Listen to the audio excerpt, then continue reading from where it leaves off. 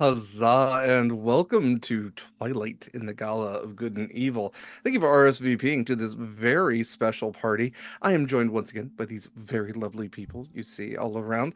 I'm going to have them introduce themselves and their characters here momentarily, but before all of that, I do want to say, hi, it's Pride Month. Celebrate. It's great. It's Pride Month everywhere, but also here on Sword and Key. Weird how that works. And to celebrate, we are raising money for Trans Lifeline throughout the month. We have a number of games ongoing, including this one, that are raising money. As I understand, we are just $20 away from our next incentive, which I believe is you can enter to win a free copy of Public Access, but also it's just the next level we're going to hit with even cooler stuff after that. So definitely, if you're willing and able, both those qualities being important together, if you have a little extra cash sitting around that you're looking to put towards a great cause, Trans Lifeline is one of those great causes that you can support at any time during games, after games, before games. If it's in between, it always gets paid forward to whatever the next one is. There's plenty of incentives to kind of happen in game as well. For us, there's crits, advantages, complications, all sorts of cool stuff like that. So check it out again if you're willing and able and looking to support a great cause. Trans Lifeline is definitely one of those great causes during this month. Like I said, we have a number of other great games to support as well. So yeah, check out our calendar. You can check out all of our stuff, all of Sword and Key stuff at beacons.ai/Sword and Key. You can find the donation links there for all of our ongoing philanthropic endeavors, including our ones that just go year round. You can find links to our discount codes. We have discount codes for Greenleaf Geek Dice if you're looking for a new dice set.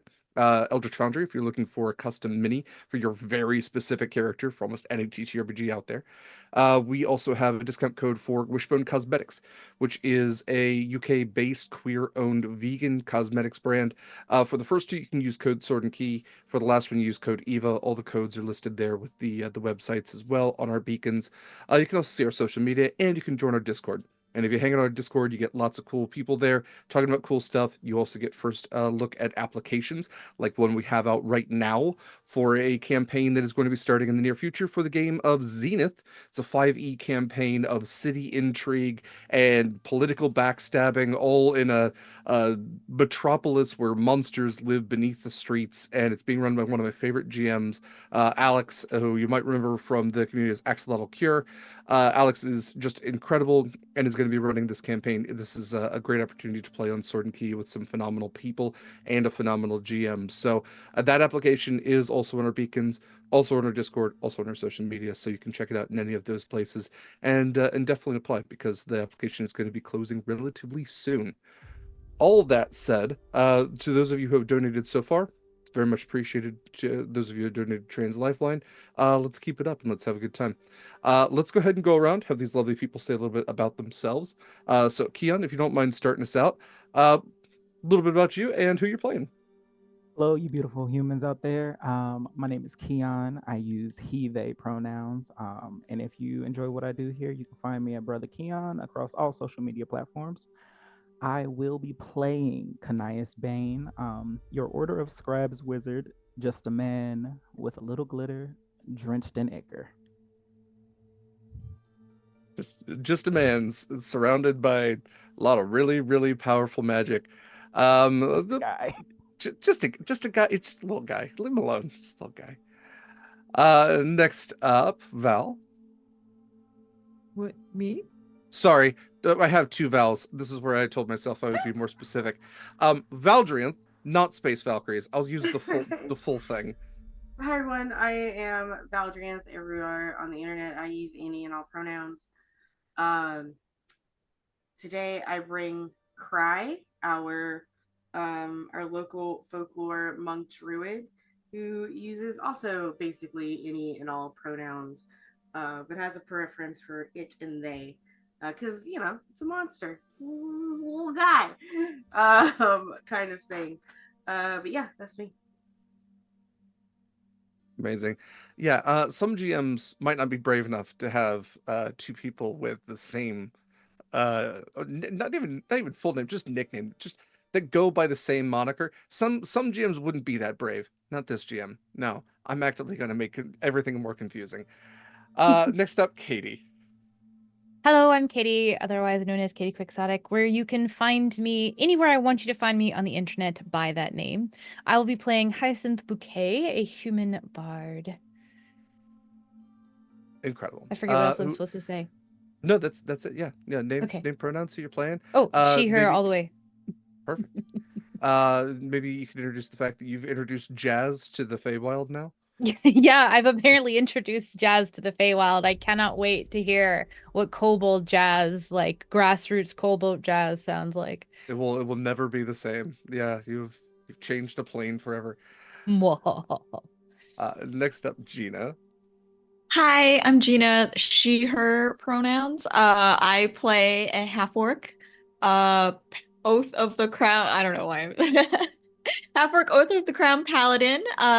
Safina Jessamina, who is a little more astute than I think she seems. Yeah. Yeah, really, really putting out kind of a facade there that I think is really disarming. Last but absolutely not least, other Val, Space Valkyries. I am Other Val, aka Space Valkyries. It's Uh, Val 1 and Val A. You're not like there's no lesser than. You're just different categories. uh, yeah, today I'm playing, or my pronouns are she, they. And you can find me everywhere at Space Valkyries. And I am playing Mara, a half elf, what is it, a soul knife rogue? And also uses she, her pronouns. And it's gonna get up to a lot of shenanigans, I'm sure. Yeah, shenanigans abound. To give a little recap of what our characters did last session, um, each of them received separately an invitation to the Twilight Gala of Good and Evil, an invitation that most often is considered to be legendary, even mythical, and those who have seen them have only seen them ever in the hands of some of the most powerful beings in the multiverse in existence, beings such as, great liches, fey royalty, gods, demigods, sometimes, archfiends, beings who have immense power, and yet our characters at level 12 each received a legitimate, uh, you know, bona fides invitation to the Twilight Gala of Good and Evil. So they dressed to their best in acquiring their outfits in a variety of ways, prepared themselves for an unending evening of celebration and frivolity, and perhaps just a little debauchery. And were summarily picked up by a magical escort, which delivered them to the Feywild, delivered them to at least a portal to the Feywild. By solving a riddle, they were able to manage their way to the gala itself, the great court of the Twilight Queen, and made their way in, having a few interactions with some of those pre-mentioned powerful beings, some of whom were a little more obvious than others, I think. As they got settled in, Cry, feeling a little stressy about the just over sensory kind of explosion that is the Feywild, or not polymorphed, but wild shaped into a possum, and has remained there since, scurrying from table to table, eating tapas. Safina, I believe, has made a friend or two, maybe even a frenemy along the way. Canias, I think, is, and I'm not going to put this necessarily on your character, but I have to imagine is just so overwhelmed and maybe a little worried. Because Canias, I think, is most aware of who surrounds him. And all of them, really. Mara has already gone off roguing into further into the palace and has already absconded with at least a fork that could, if taken back to the material plane, fund the rest of her life. And Hyacinth, as pretty mentioned, did introduce jazz to an otherwise kobold ska band, and played alongside them for a period of time. As our first session wrapped up, the Twilight Queen herself made her introduction, kicked off the festivities with a burst of fireworks, and as the applause dies down and she takes her seat at a throne on a raised dais, that is where our session will pick up. So, Can I we ask a find, question really quick? please, of course. Can I still have the inspiration for doing the recap because I said I would, even though you You just did it absolutely did, anyway? and I took it from it. Yeah, you know what? Yeah, you see, yeah, yep. Okay, Yep. carry on. That's all I needed to know. No, I'm juggling 20 things now. It's 19, and that's okay. That's Okay. So yes, Katie, you absolutely did volunteer, and I did take that for you. I do apologize, but let's go ahead and jump into stuff. So you find yourselves in the main ballroom, as it seems. The floor is white and black marble, checkered, almost like a chessboard. And surrounding it, there's this elegant kind of Feywild wood flooring that seems to kind of glitter a little bit in the early moonlight. You are in a place of perpetual twilight, that liminal space between light and dark, between dawn and dusk, and where the moon never fully rises and the sun never fully sets. This crepuscular kind of lighting streams through the windows, these large kind of ballroom windows at all times. There is purple carpeting that led down the center of this ballroom, and still does. That seems that is what the Twilight Queen seems to walk on predominantly. You can see that next to the Twilight Queen is there are a number of attendants. One of whom is the multitudinous Harengon Percival, who you see literally everywhere, just different versions of him, but all identical, as he seems to be the main servant around. There is You, one that is different, however. yes, there is one that has A spoon. is what is it in his pocket? A spoon. I gave A him spoon, a that's spoon. right, that's right. Yes. There's one that now has a spoon in his pocket to differentiate him. Um, Otherwise, you see that there are a few other chairs on the dais that have yet to be sat in. There is a single seat a double seat off to the right hand of the Twilight Queen, and a single seat off to her left. Otherwise, there are standing tables all about. There are some chairs and couches along the wall for those who wish to sit. Drinks and food are being dispersed amongst the partygoers, who are all chatting about. Um, if you're going to consider where the queen is north, um, the to the east is further into the palace. That is where Mara has gone and has already noticed a number of rooms further inside the palace. Off to the left is an exit that seems to lead out to a garden area, and then you would have come in from the south. You see that there are a number of guards standing about as well. Many of them are hobgoblins, and there is standing next to, not sitting next to, but standing next to the throne of the queen, is a black armored, um, like objectively attractive elf woman who is kind of like standing guard, and her armor seems more uh, ornamental. Not necessarily that it's like just decorative, but it is more. She has better armor than a lot of the other guards who are standing about, indicating she might have a place of hierarchy among them. What are you all up to?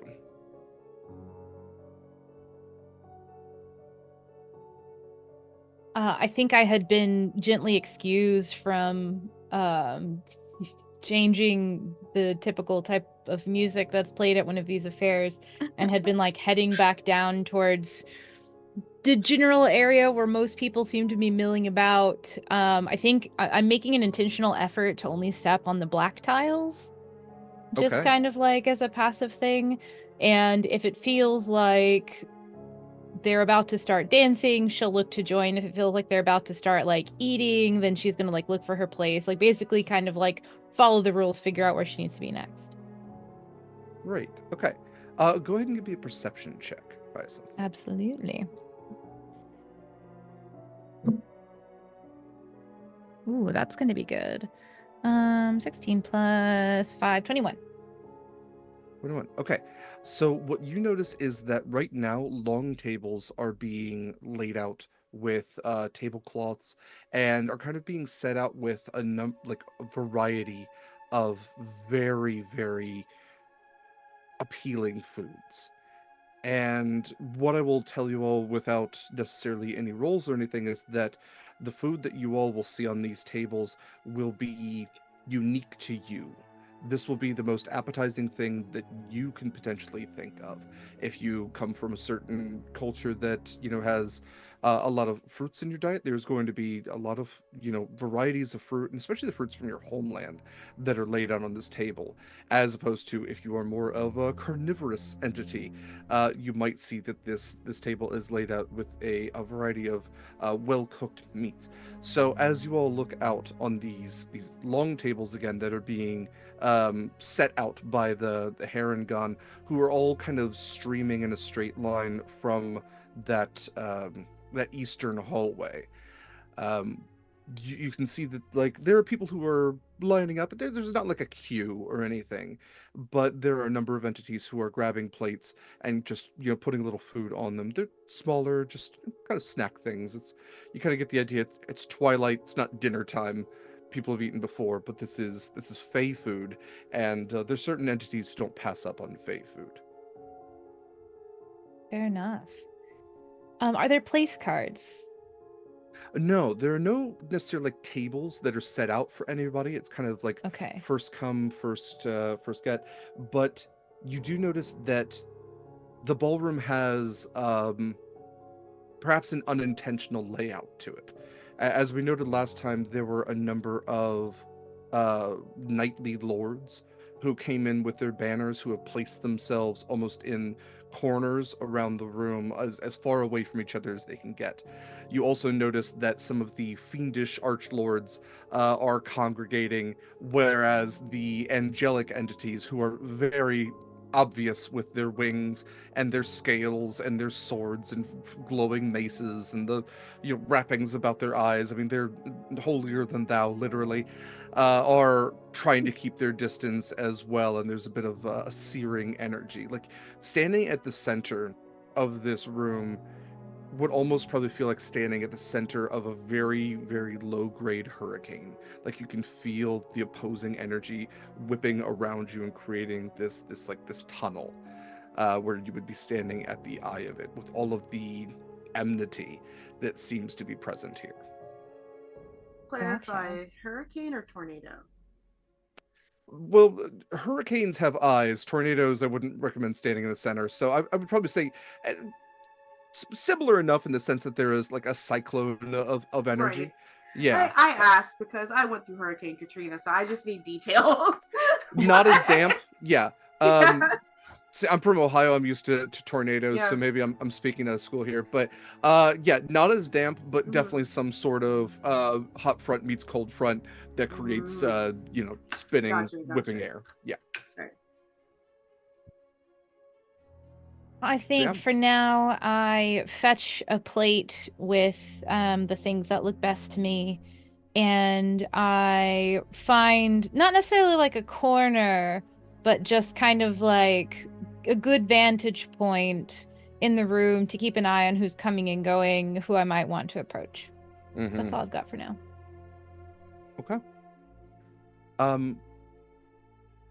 Anything specific from anyone else? What I'm doing, I don't have anything specific now, but I am keeping an ear out for the voice that I heard before I had come in here. The one that had asked me if I was joining the rest of them when I'd stay behind a little. Absolutely. Okay. So Gena, why don't you give me why don't you give Safina a perception check for that?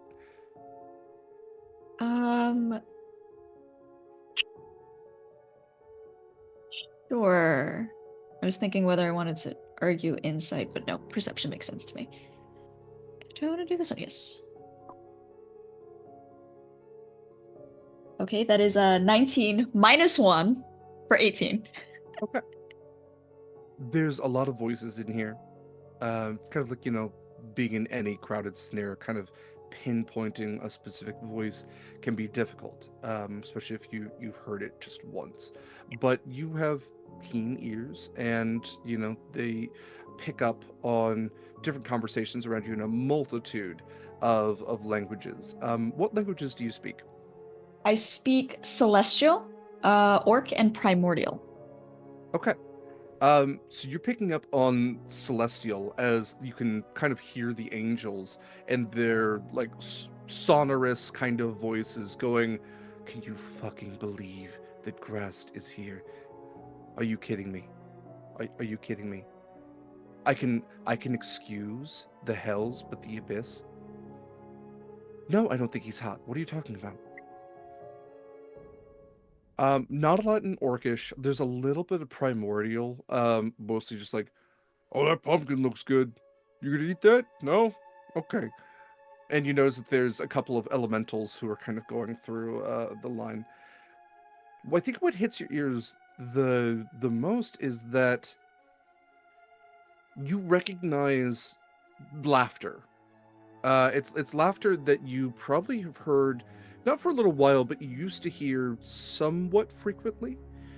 And you would look over to see that walking in and being announced are a number of Fey and High Elven lords and ladies. Among them, you would see are your former employers, Mm. the Gala Steels. And arm in arm, you see that the lady Galasteel is laughing heartily as the Lord Galasteel kind of just pats her hand a little bit and has this bright, gleaming smile, and they are just outfitted in the finest of finery. Just, I mean, like the best HBO budget that you can possibly imagine going into their outfits. Um, it's definitely, it's not season 1 of Game of Thrones. It's definitely like season 6 where they were really raking in that cash. Mm. And they look great.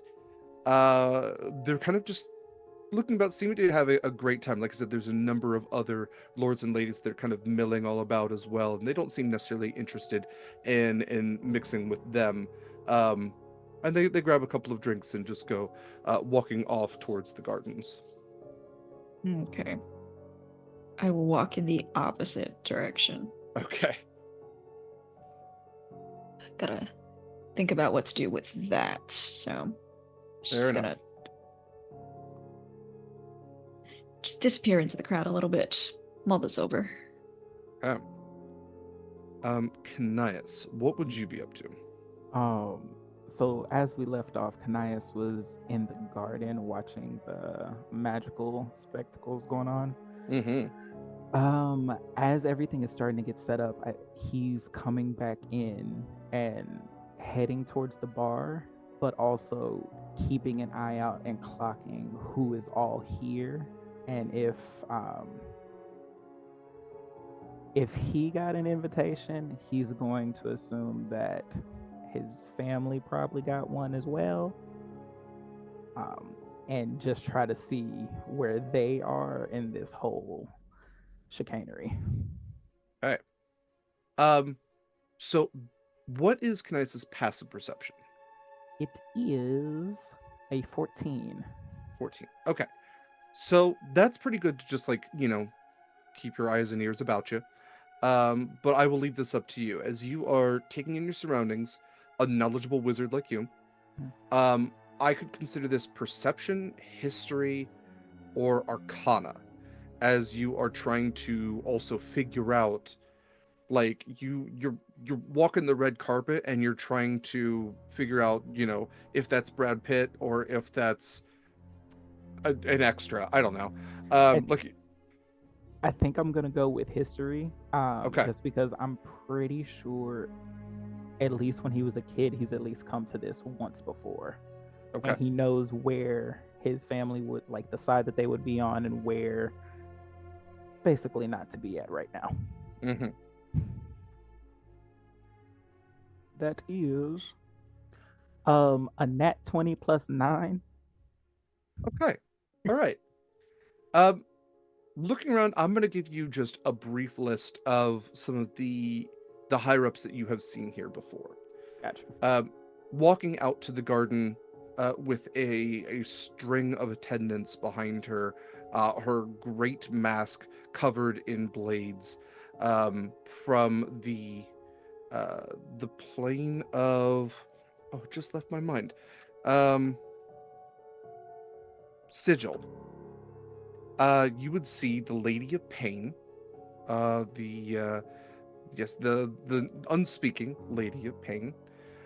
Um, Walking a little further in, I think you noted her outside, but is the one and only Baba Yaga, along with her 3 horsemen. You recognize a couple of the angels, although their names are archaic and weird, and you're pretty sure one of them is Samael, but you don't recognize some of the others. Um, and one of the on like a large pillow, kind of unmoving, almost like you confuse it as a painted statue for a moment, is the Great Toad King, a Fey king that's just a really big toad. And has a number of like grung and bullywug attendants that are all kind of scurrying about and have little scrolls that they're reading and kind of whispering to the Toad King. Every now and then you'll just get like a big brr that comes out of them. Um, you see the Lord of Vultures and the Queen of Serpents, 2 other Fey lords, who apparently made the invitation list, although it doesn't seem like many of the other kings, queens, and lords of beasts necessarily made the list this year. You see the Snow Queen, a higher up in the Feywild hierarchy, and her Ice Maidens. You note the fiendish Lord Grazd. I'm sorry, that is the Abyssal Lord Grazd. Leaning up near the entrance to the gardens is Reynard, the Fey Lord, the Foxen King of Trickery. You had already noted the Banner Lords inside: the Green Knight, Ephialtes, the Falcon Lord, Morholt, the Scarlet Bear, Brandely, the White Wolf, and Dodnell, the Black Rose. And you noted Zugtamoy, the Abyssal Queen of Mushrooms. Other than that, I would say the only person that you would note who strangely nods to you, and the only thing that's strange about it is that nodding is a difficult action for this character, is the Doulahan, the Headless Horseman, who is horseless, headless, but nods all the same. And then you see your parents. Ah, fuck. So the entire way that he's like noticing people, he's like raving at Reynard because they've been like childhood friends from way back in the back. Mm. The Headless Horseman, there's a little bit of history there. And he kind of gives him like a little bow. But when he lays eyes on his parents, a piece of him wants to storm over there. And actually, he does. He walks over to them and gives a very grandiose, "Mother, father, hi. It's been so long." What is your passive insight? It is also a 14. 14. Okay. There's a little look of surprise on their faces. And your father goes, "Oh, hey, you." Father, you should be more excited to see me. Terribly. And surprised all the same. What has it been? 30? Maybe 50 years? Let's split the difference and say 40. Why not? What are you doing here? Well, you know, to be here, you have to be invited, so I was Uh-huh. invited. I'm surprised you didn't stop that, actually. Yes. Hmm. Yes. Well, me too. Yes, me too. But thought I should give you a chance, as you've been doing so good with your magic. And he's kind of like side eyeing your mother a little bit, and she nods. "Yes, we've heard so much about your magic, and we're very yes." I go over to my mother and give her the mwah, mwah. You look your age, mother. Oh. Um. I'm gonna say with 14, it's hard to tell if she seems worried about something. Like you're kind of getting a weird read, which I think maybe expected a weird read from your parents. Um, More so, my father. My mother has kind of just been complacent with his nonsense, but she normally would quip back. So if she's looking like worried about something, it's kind of gonna like raise caution for him too. well, it was great seeing you and your outfit. Thank We're you. going to go and grab some more drinks. And he just kind of like swipes the table, and the drinks go flying. The glass smashes on the ground. Oops! And he turns with your mother and takes her back into the main hall. um, After that, he's gonna try and find a place, but can I, as they're walking away, how is my mother? She seems fine. Like I said, maybe a little worried with the insight check. Mhm. Well, with the passive insight. If you'd like to know more, we could do insight or potentially arcana. Um, I think he would go insight because there's a lot of magic stuff going around. But Sure. yeah, that one. Okay. The balance. Yeah. She seems fine. She seems to. Their laughter resumes the second that her father has peeled her from the table. Um, uh, you know, I would ask you, what is your mother and father typically like? Um, Father is like a very big disciplinarian and like the typical judge and jury type of parent. Um, but mom is also like she's also very judgmental and very like about status and following like the status quo, and going against that is like a non-negotiable thing for her. And if any family member goes against that, she's like, mm-mm, we are politicians, we do not do wizardry. Whatever magic you have, you that is for fun. Yeah, that is parlor tricks. um but before Canias moved and went into wizardry, that was like his best friend. That was his first best friend. So maybe they've come around. I, I think it would come off a little odd that your father's smiling the whole time when he sees you, that they're complimenting your magic. Hmm. But again, maybe it's just the party atmosphere. You know, your mother wanting to stick to what everyone else is doing. Everyone else is having a good Fair. time. It's not proper to make a scene.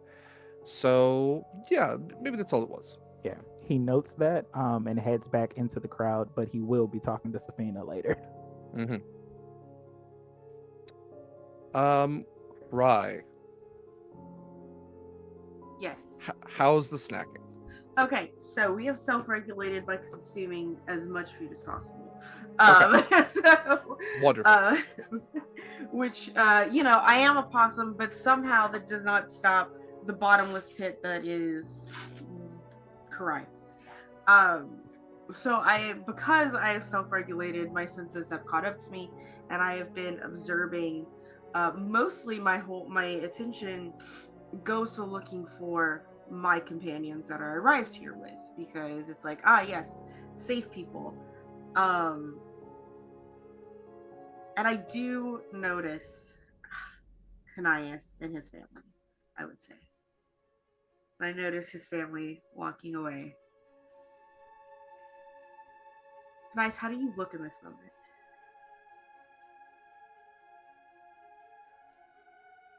Confused and with the show that they gave to end the conversation, honestly a little hurt. Okay. I don't know who these people are to you.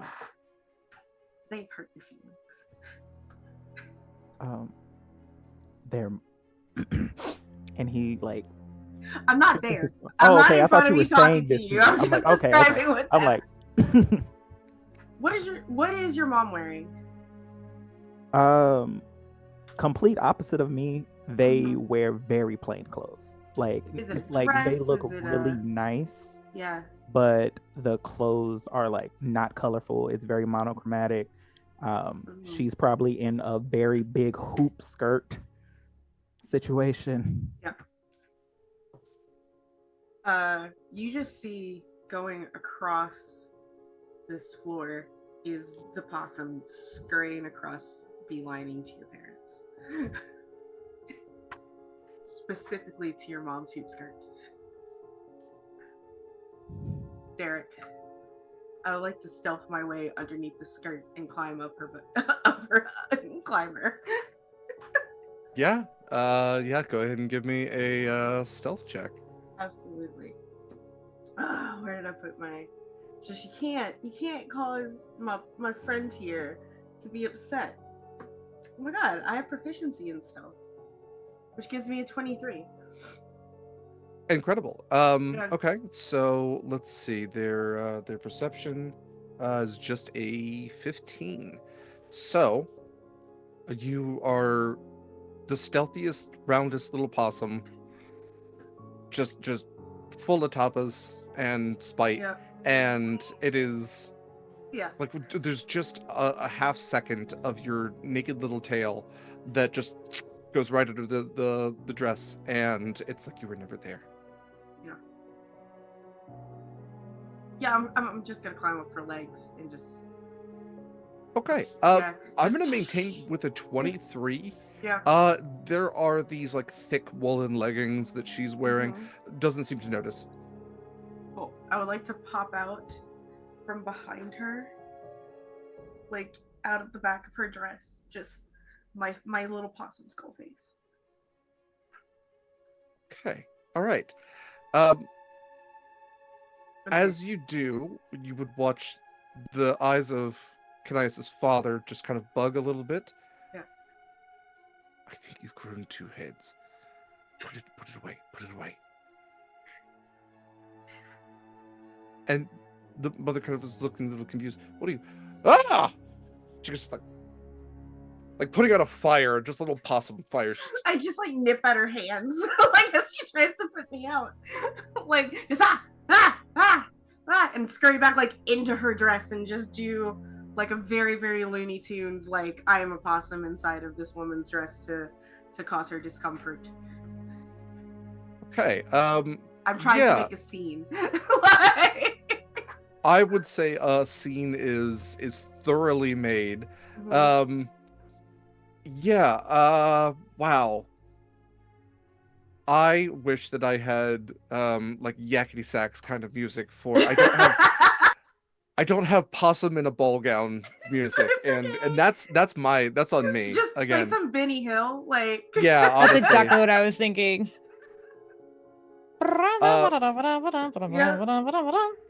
Here, we'll do this as she goes towards the center of the dance floor and is fighting with the possum inside her dress, which seems to many attendants as a new dance. And very quickly, a dance circle forms as Kanias, you watch your mother single-handedly stealing the show as she is patting various parts of her gown and her headdress, and all the while there's like a little kind of noise, and your father is standing to the side, losing his mind with laughter.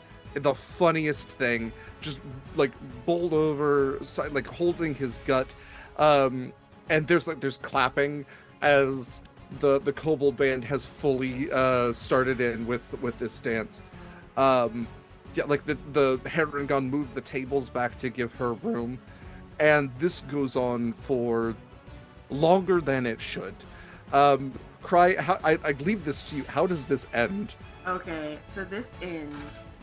I drop from her dress behind her. And by the time she turns my direction, I have dropped wild shape and I am myself again.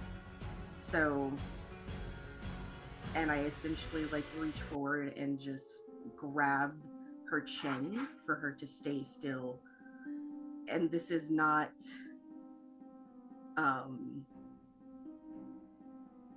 it's a warning. It's a very nonverbal, right? But it's just sort of like, yeah.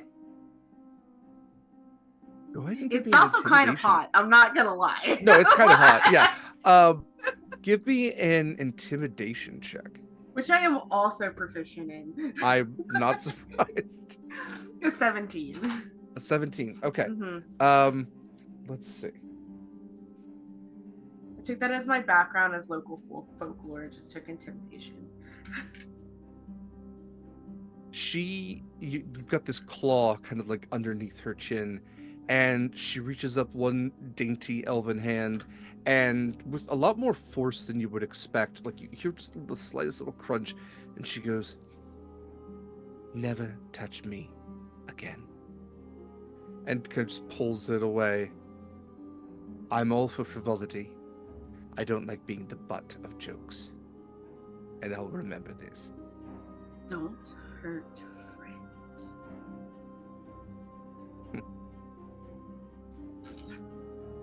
And there's like this slight just back away, and there's like a trail of frost almost, and I go stand next to Kanai's.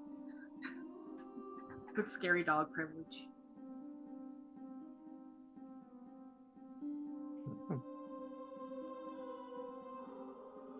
Let's cut over to Mara, who is pretty far inside the palatial living space at this point. Mara, what do we find you up to? Oh, I'm looking for things to take that no one will notice. Okay. Go ahead and give me, this will be an investigation check.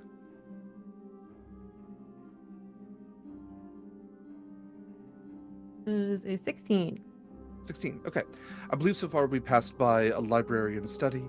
We have passed by an observatory. We passed by the kitchen full of goblins. You can see that there is a number of other.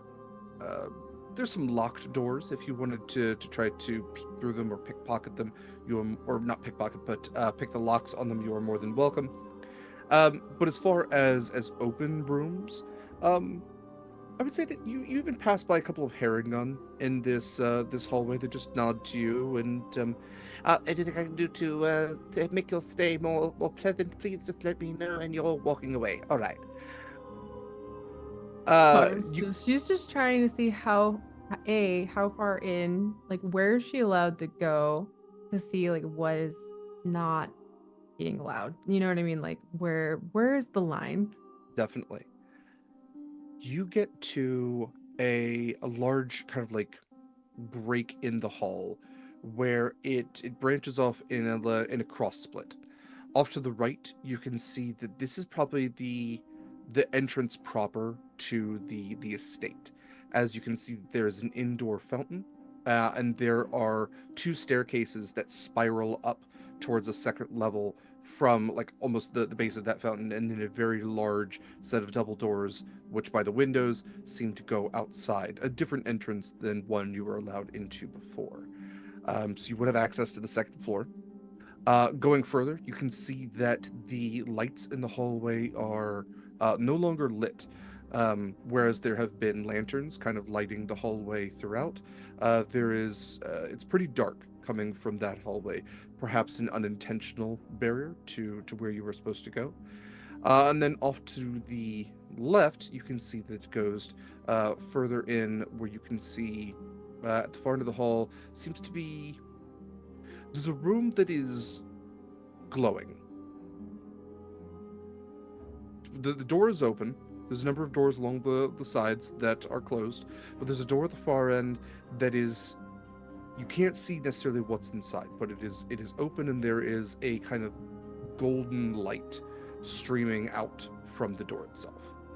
Oh, a rogue cannot. That's like moth to a flame. She's just gonna go right for it.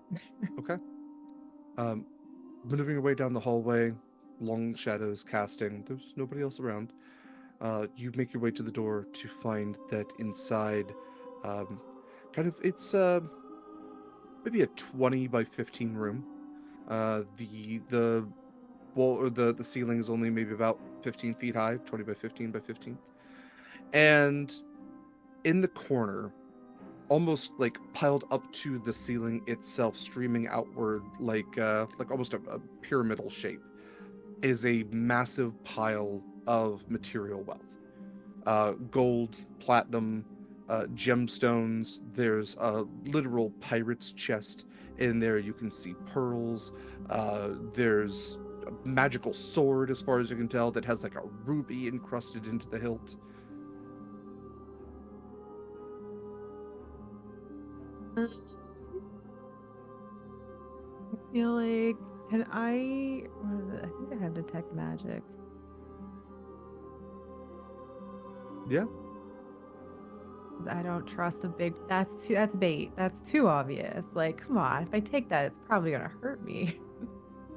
But also, I wish So you're to using take. detect magic? Yeah. Okay. Go ahead and give me a perception check with advantage. Or this could be an investigation check, or technically Arcana with advantage. Regardless of the three, you'll get slightly different information, but you can do any of those three with advantage, meaning you roll twice and take the higher number. I'll do perception because that's, I think, what I'm best at. But Sure. it was a 17 plus 3 on perception, so So 20. dirty 20, fantastic. Okay. You use detect magic, and instantly, the way I always think of detect magic is like infrared, where every school of magic gives off a different color. And looking at this thing, it has like one solid kind of illusory color to it. If you think of like illusory being pink, this thing has like an aura of pink all about it. But it's not necessarily a spell. And it's as you're kind of closely looking through the magic, through your higher level of perception, you almost watch this pile of gold breathe. Just the softest, most imperceptible in and out of breath. And you hear a voice come from behind you. I certainly wouldn't. But do what feels best, I suppose. Mara's gonna be like, "Oh hi, were you scouting things out too?" Something like that. And who am I speaking to? As you turn around, almost like stepping out from, not stepping out from the shadows, but stepping out from a shadow, as if a shadow itself becomes three-dimensional, is a darker elven man. Not a drow, which you might be familiar with. His skin is more gray and ashen. His hair actually black, not white. And he seems almost to be somewhat made of shadows himself, this kind of dark armor that he wears, and this very like jagged blade at his hip. You can consider me a new friend if you're in the market for such things. This person is very Val thinks they're hot shaped, just for the record. So like, this is great. Thank you. That's my brand, is all of my NPCs are hot. So just if you didn't know that already, now you know that going in. Even Weeblex, the giant ooze demon god, hot, can't help it. Yeah, he has these kind of like onyx glinting eyes. Like they seem to absorb light more than they really give light off. Like the glint is almost the light from the room being like black hole-esque absorbed into his sight. You seem to like getting into things you're not supposed to. I like having fun. And what's your name? I'm not sure we're there just yet. Oh, a shame.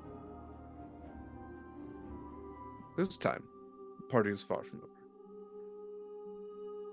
I had spoken to one of your companions, the half-orc, and all the armor and whatnot. Didn't seem to be as friendly as you. I So going wouldn't- forward, I'd love for this exchange to be between you and I. Okay. I'm hoping for this party to have a rather significant conclusion to it. And you seem like the kind of individual that I could lean on in times of need for such a conclusion. Might you have any interest in little extra work at a party? Of what variety exactly? A little bit of politics.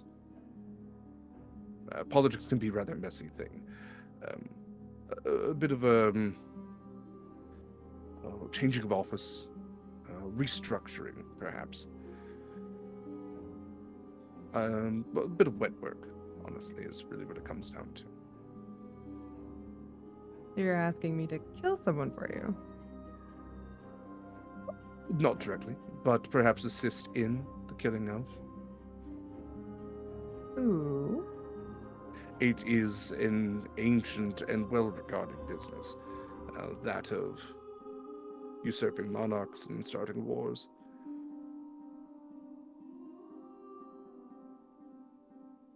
Yeah, there's a lot of monarchs here. You're going to have to be more specific. Well, there's only one true throne here, isn't there? Oh, okay. No, I'm not going to be your scapegoat. No. Baphomet is the only scapegoat here. If we do this the right way, quiet way, nobody gets blamed. All I'm asking is just to think about it. No details need to be brought up, and you are welcome to say no at any point. There's no harm in backing out. This is not a blood in, blood out situation. I simply just respected talent for talent's sake. Take that for what it is. I'll consider it. I know you will. And just as he stepped out of the shadows seemed to just reabsorb him. Mara's gonna eye that pile of illusion, breathing, and just go, okay, fine, that's not worth it. And like walk away. Someday I will get to use the Horde Mimic stat block. Someday. Not today. Okay. Getting back to well, I should ask Mara, where do you head from here? Because you still could explore further into the palace should you want. I think Mara's probably now gonna go find Hyacinth, probably, because they're the one that she knows, and maybe see if she'll mention things. I just want to see how things play out. She's gonna go find the rest. She's wandered away enough for now. She's stealing some basic, very like more just frivolous vases. There's some lovely vase. It's fine. Don't ask where she's putting that. Fair enough. Okay. Great. So as you all more or less rejoin back at the central ballroom, again you can see that the food has been laid out. There are a variety of peoples, beings, entities moving about, but there's a lot more light here than perhaps from where you came, Mara. And again, you stream by the same rooms that you saw before, the kitchen and the study, and the observatory. And you even passed by a couple of like robed like if wizard was in a dictionary, these would be two wizards who are kind of like exclaiming to each other back and forth in Draconian as they walk into the observatory. But yes, you all find yourselves back in the ballroom as the band strikes up for just another bit of ambient music about. rejoining everyone, what's the game plan from here?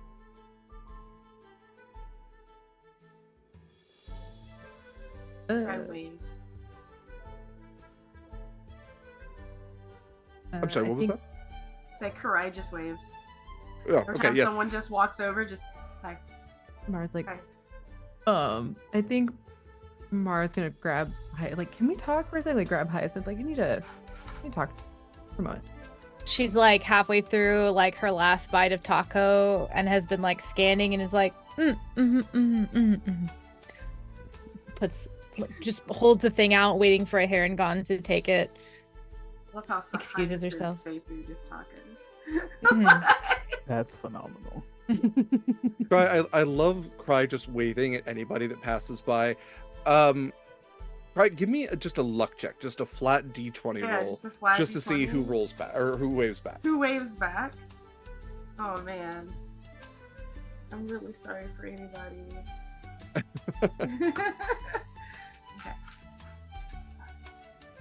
Where's the place for words? The best part is that this like hulking eldritch creature Mm-hmm. is just Yeah. like kindly waving. Just kindly waving. Yeah. Oh man, it's a 7. Okay. Fantastic. Not a lot of the upper tier beings are necessarily waving back. There's a couple of them that kind of just like look like me. Hi. Yeah.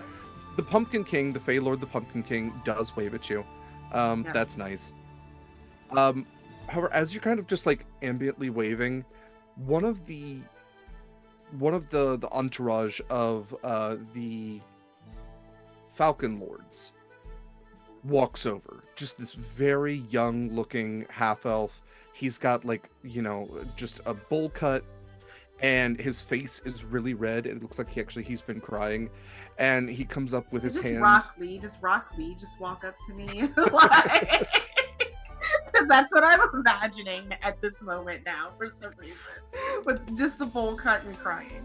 Sorry, continue. Yeah, no, it's he sniffles and he's got his hand on his sword. He goes, "Hello, are you the beast I meant to slay then?" He just like looks around, points to myself, and I just shake my head no. Okay, I'll keep looking. I nod, and I give him a gentle pat on his shoulder, and I give him guidance so that he can find the beast that he needs to slay. Thank you. This is you seem like a reliable lot. I just need to let you know, this is my last chance. Oh, I'm gonna lose me knighthood. Oh no. It's fine. You've got this, Ron. You've got this. Could Okay. I... Hold on, I think I have something real quick. I'm gonna cast Aid on him. This will... what is my biggest spell? I'm not gonna cast many spells, I don't think. I'm going to cast Aid on him and give him an extra 15 hit points, I think. That's flat on top. Oh, you're all terribly support classive. Thank you. No, it's only 10 because it's second level. He has 10 extra normal hit points. I don't know if that'll help him at all. Thank you, ma'am. Thing. I have learned Good luck. not to slay those I am tasked with, but to lay with them. Don't. Honestly, how I got into this predicament. Yeah, I don't think that's really helpful, but good luck. Bye. I'm going to pause real quick just to say that thank you for joining and hitting the marker. We do have a giveaway that is now open for public access, a free copy of public access. Fantastic game. You can enter in chat by typing #pride or # if you're old. Okay, yeah. Ron, the fallen Falcon Knight, nods to all of you. If you see any beasts that need slaying specifically with the S, let me know. I'll be about. Good luck. Bye, Bye. Rod. Mara I like feel leans like- over and is like, "Is knighthood really that big of a deal?" It is, yes. All right, I defer to you. That's so funny. It's like I feel like we both had like started to walk away and then stopped and turned to kind of like watch what was happening and like gave each other a look like, huh. So while that's going on, Canias is walking back from hanging out with Reynard and the Headless Horseman, and just sees this weird interaction with a knight that might be losing his knighthood. Yeah, absolutely. They're both laughing. Like the laughter kind of comes from inside the armor, I guess, of the Doulahan. But Reynard says, "Oh, goodness, it is always good having you around. You should come to this more often, you know." If you make sure I actually get an invite next time, and make sure my parents don't, that would be lovely. What are you talking about? Your parents, well, they are vacationing in the Celestial Realm. I just saw my mother and father not 10 minutes ago, and I would look to where my mom was dancing on the. Everybody saw your mom. What's going on? Yeah. You know what? No. It's a Um, party. You know, some people like to have fun in certain ways. Not really my sort of thing, but you know. You are the Lord of Trickery. Exactly. So it's like I'm not going to like say how like they do it, you know. What did Do it. Reynard, I must know. Give me a My- persuasion roll. Please, yeah. If my parents are elsewhere. 19. Okay. Yeah, Reynard kind of just like puts his little foxy fingertips together and goes, "Okay, so this is a big deal, right? The Twilight Gala, everybody wants to come. So sometimes when an invitation goes unaccepted, there are certain fae who will pick up on the open seats." I got it. But how long have my parents been away that you know? Actually, never mind. And then Okay. I'm going to go ask Safina.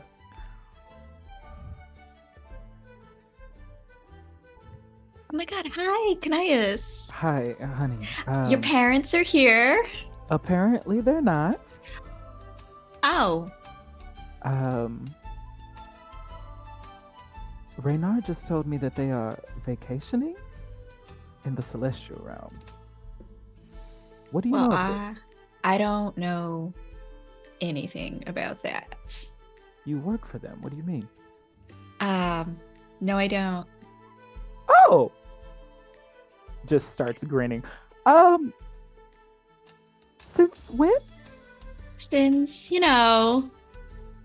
Did you She's get fired? No, I did not get fired. You quit? No, Oh. I don't need to tell you anything. You don't. I was just going to buy you a drink if you quit, because I know you were their favorite. So, Yeah, but huh? can't, you know, NDAs. India. He was like, "Yes, very well. I understand contracts very well." Yes. Okay. So, just if we see my parents around, we may want to get them to drop whatever glamour or spell they are working over themselves. Are you sure? Or if it's not them, then who is it? I have no clue, my dear. Well, if they're not really here, Mhm. whoever is here, whatever they do reflects very poorly on your parents. You make a valid point. Actually, let's let them do what they want for a little bit longer. So just think about it. Could force their little hand to make your parents look bad. You used, you used to be very pro my parents. You don't have to tell me, and I'm not digging, but I love this version now. Oh. But have I really been different? You don't know. Well, you're just good at your job, I guess. So what's the deal? What are we doing? I would like to dance. So, and he puts his hand out. Oh, I'm not much of a dancer. I know, but it's fun. Fine. Go find someone else. Go find someone more interesting. You are very interesting, first of all. Mm, NDAs! Fine. And he starts dancing with Reynard. Oh. And yes, at this point, the tables are being moved away as you are not the only two dancing. A number of other individuals have kind of taken to the dance floor as well, which with the variety of entities that are here, provides for a variety of dance moves. I cannot emphasize enough how much the Hells have mixed ballroom and like mosh pit into a single type of dance. There's a lot of sharp edges on those folks. You really don't want to get close. The angels there's a lot of plie-ing, there's a lot of like flapping the wings. Otherwise, you're surrounded by the Fae. They're all just elegant, beautiful, and gorgeous, whatever. But go ahead and give me can I just go ahead and give me a performance check with advantage as you are dancing with a foxy gentleman. Thank you very much.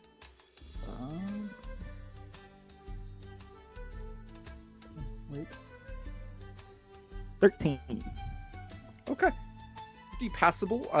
Not necessarily noticeable in any significant way, one or the other. So, passable dancing altogether.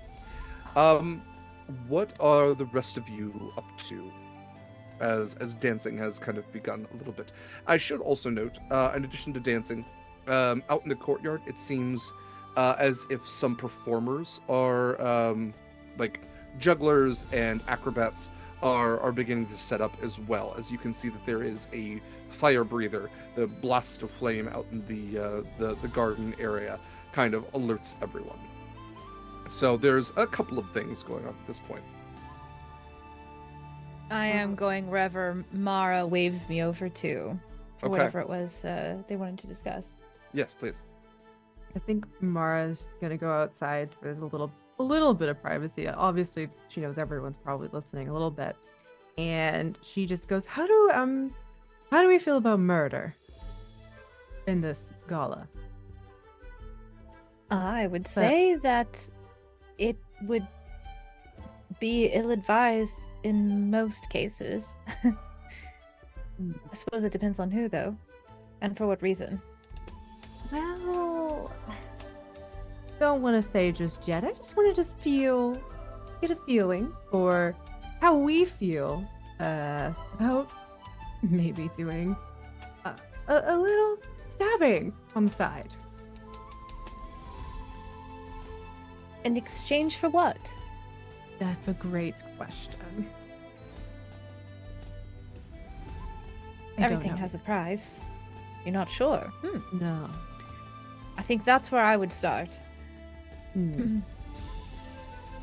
Who to stab and for what? Yes, it's a pretty big stab,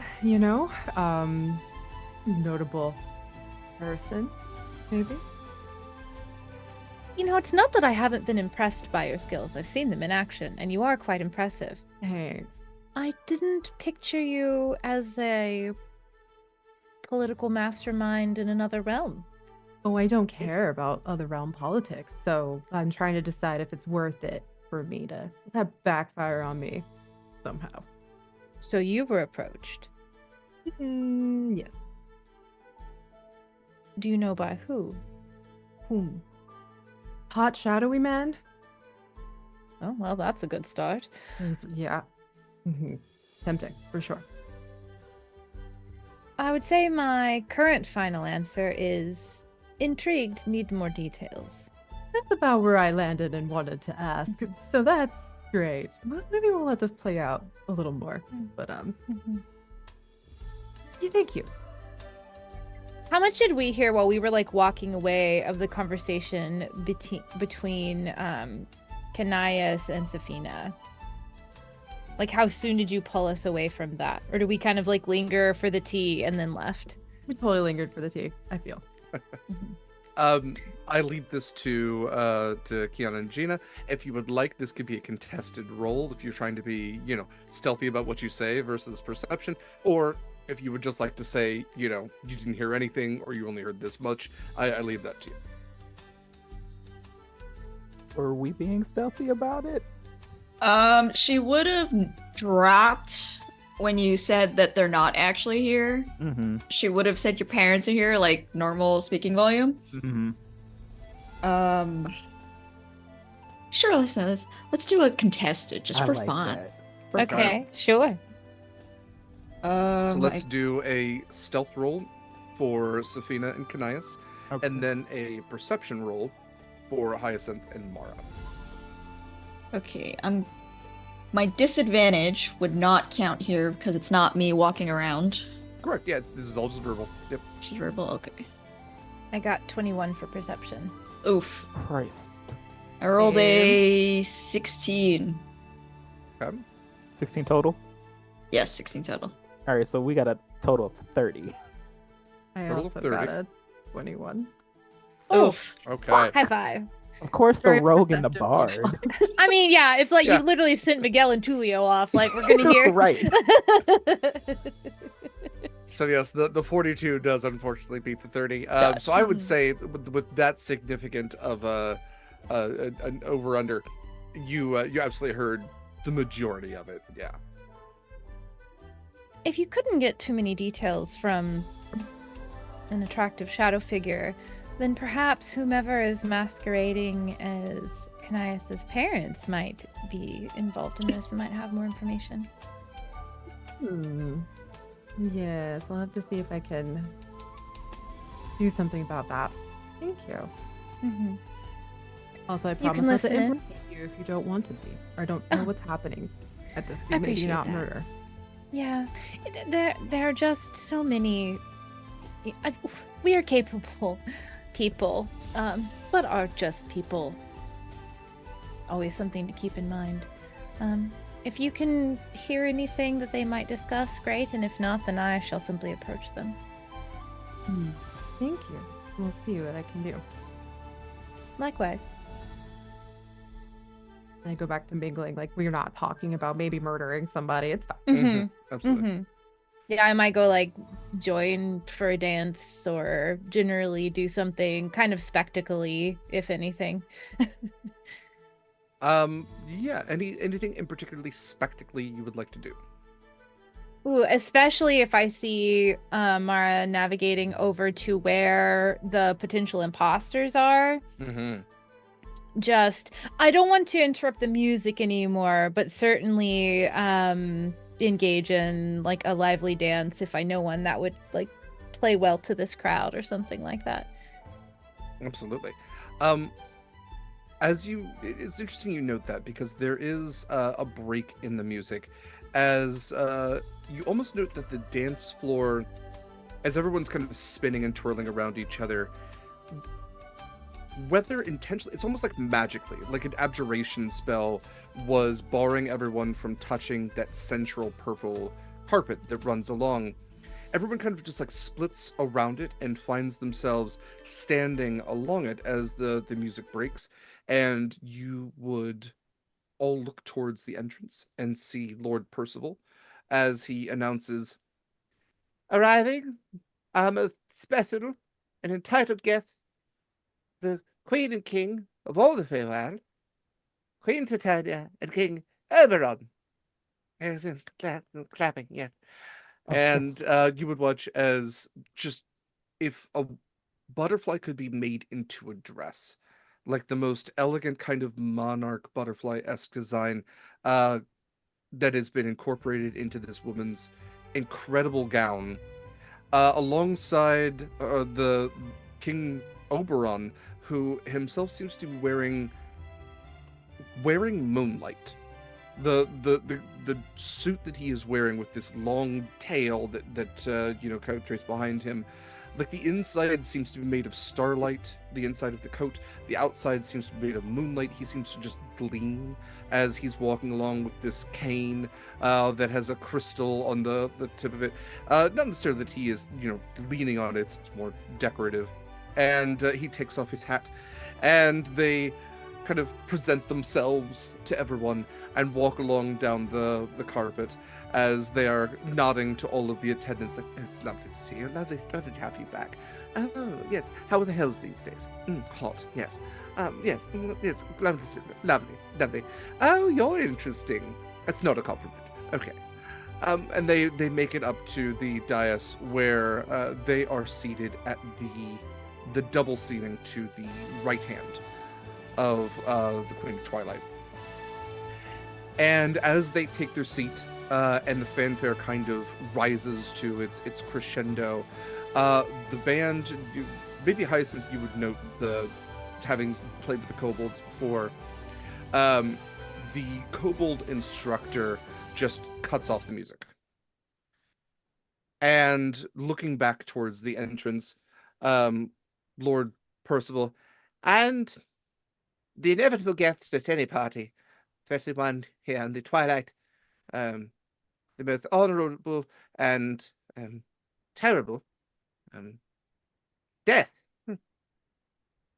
And you would watch as silently the Grim Reaper floats down the center of the aisle, just kind of this hushed noise as they wisp across the carpet. And in the single seat, a little further back than the king and queen, the Twilight Queen stands and she nods, and everyone else just kind of bows a little bit. You include like no charm, no save. You are in the Twilight court. You bow to Death, and Death takes a seat, and the music resumes. And there's kind of like a little bit of hesitation to everybody, but a moment goes by and the conversations pick back up and the dancing recommences, and everyone just seems to ignore Death at the party. With that in mind, we are going to go ahead and take our break here. So, when we come back, it seems like we have a couple of mysteries to unravel, and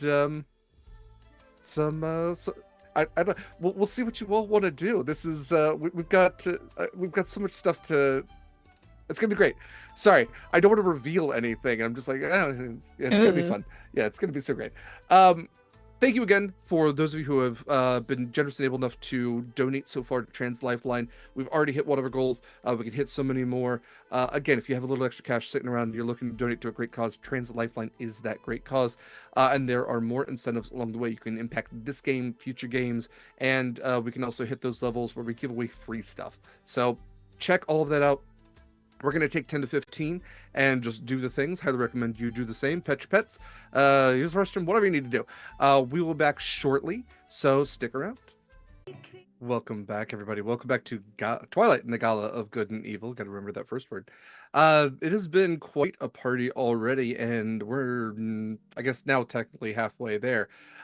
So as we pick back up, as the party has just welcomed the king and queen of all the Feywild, as well as the literal embodiment of death. Some of you have gotten approached for certain jobs. Some of you have some mysteries to solve, and no talking Great Dane to assist you. What would you all like to get up to? If y'all need a Great Dane to assist you, I can oblige. That's also true. We do have a druid.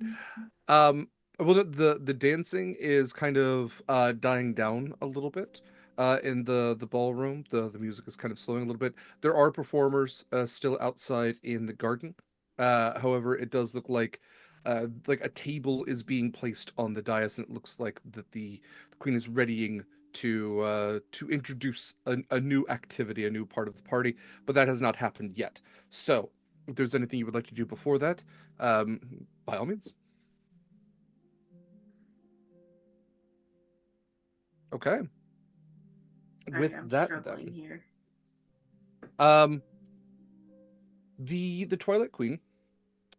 This is Queen Kiadara, Queen of the White and Black. Kind of claps her hands, and the music slows to just kind of like an ambient, sort of hum, and all of the dancing stops. The tables are moved out, and the smaller tables are kind of placed back around the edges. And she stands. She says, "Honored guests, now that everyone has properly arrived, I would like to introduce a bit of a game. We, of course, will finish out our celebrations with the Great Hunt, as is traditional. And I believe we have a mighty quarry this year. The King of the Hunt, yet to be determined." She's kind of looking around. She has an iron crown sitting on the table. "Any of you could be Lord of the Hunt this year. But until then, if you are looking to achieve such an accomplishment, well, there's no better way than to engage in some of our frivolities, and I have one of those such now. Um, one of the great symbols of Twilight is the phoenix. Surprisingly, people think of something that is so bright being that of daylight, of the sun, but no, it is both of light and dark. It is crepuscular in the sense that it is both ash and it is also fire. So she claps again, and one of the Heron Percival's brings out on his arm, like with a falconer's glove that's also like an oven mitt, this blazing phoenix. I'm going to let loose the phoenix, and whoever is cunning, cutthroat, or guileful enough to catch this incredible creature shall win my favor for, hmm, well, until I deem otherwise. And she says, "Let the games begin." And with that, the heron gun releases the phoenix into the room, and it begins flapping these blazing wings all about. I'm going to change the music a little bit. If you would like to engage in catching the phoenix, we're going to go ahead and roll for initiative here. So, there we go. All right. Sure, why So, not? We have a Oh, I rolled so bad. 15 for Hyacinth. I got a 14. I rolled a 6. I'm not very fast. I put in Zoom chat. I had the tiebreaker on. Funny. Right, looks like Knias. I'm sorry, Mario, what did you say yours was? 14. 14, okay. And then Cry, is that 15 or 16? It's 15.16. Oh, okay, I got you. Yeah. So let's do Mara, and then... Hyacinth rolled. Oh, okay. Sorry. It's like you rolled investigation. Then I saw the initiative. Sorry. I'm blind. Oh, I see. Okay. It's okay. So, Yeah. so that will be... Cry, Mara had 14, and then... Hyacinth with 11, and the Phoenix is going to go...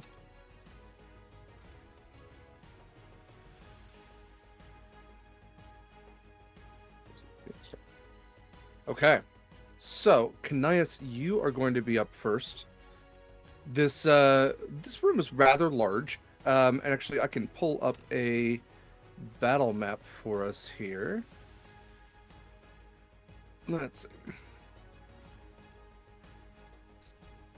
But as this phoenix is flying about the room, what would you like to do?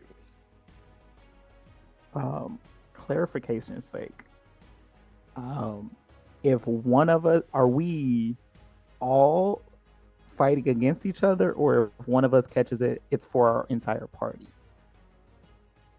It will be for one person. There's Cool. one person who is going to gain favor here. So you can be strategic about it and basically say, we're all going to gain favor at different times, or you can try to outmatch everybody. I kind of leave that up to you. Yeah, I'm every humanoid for themselves. Hold on. Okay, I see the map. Yeah, that's not the right dimensions, so I'm gonna double check what my dimensions are here. But just to give you an idea of kind of what we're working with here, Mhm. you have the raised dais with the throne up there towards the north of the page. You have the ballroom, otherwise the massive windows, and we'll put a phoenix icon out there. So I don't have icons for all of you, but that is okay. We will make do.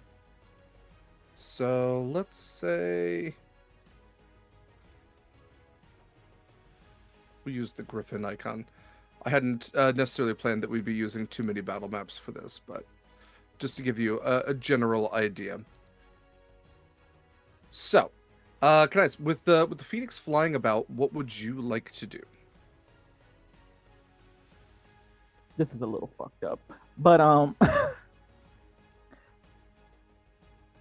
so as everybody's starting to like scramble around for the to get to the Phoenix, Mhm.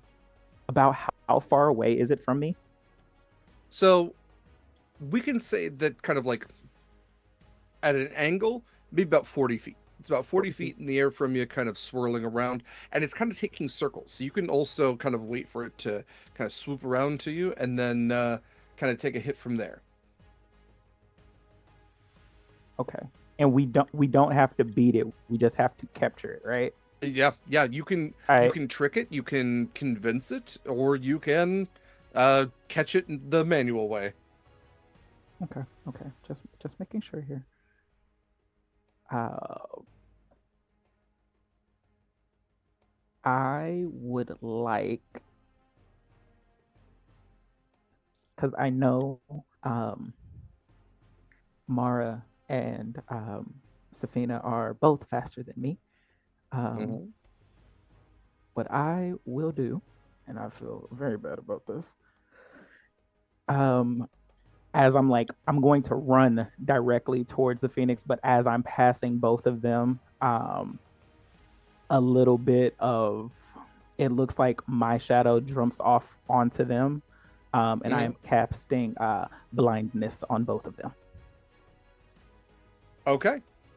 So what is the saving throw for that? It is 18. Okay. So here's a Uh, question. Mhm. Before I make this roll. Um, you would be passing within 5 feet of me when you cast this? Oh, you trying to hit me? No, I'm just asking Oh, because yes, yes, yes. okay, I have advantage because I have Mage Slayer. Oh, okay. Yeah, go for it. Okay. Run for it. I'm sorry. I love you guys. It's just each man for himself. Am I also having to make the save? Sorry. No. It's Okay. just Aw. it's Mara and Safina. What is the say DC again? 18. Oh, I have a natural 17 plus 7. Okay. Woof. Fair. Okay. Stretch out this map. What was the saving throw again? I got it. 18. It's a con save, right? Yes. I mean, not like it would matter. Right? It's a natural 17. Yeah, you got that. I think I got an actual 18, so 17 plus 1. Meets it beats it. Okay. So yeah, I'm sitting here trying to do that. I'm like, fuck. And I'm just going closer. And I think as my bonus action, I think I can do this. Beautiful.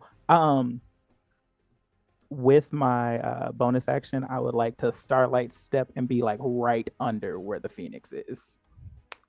Okay. Yeah, you absolutely may do that. Let's make this the map layer. There we go. Okay.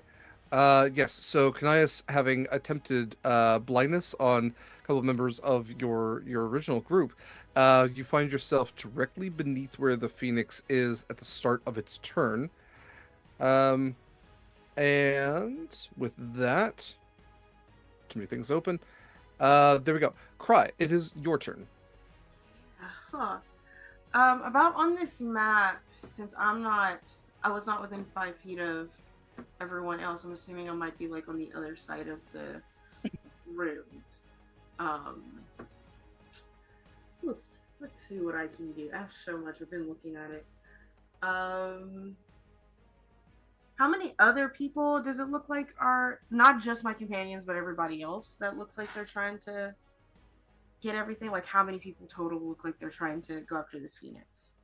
Yeah, so looking around, you can see that there are a number, like all of the higher tier entities seem to have really stepped back. There's no fiendish lords, there's no angels or Mhm. demons.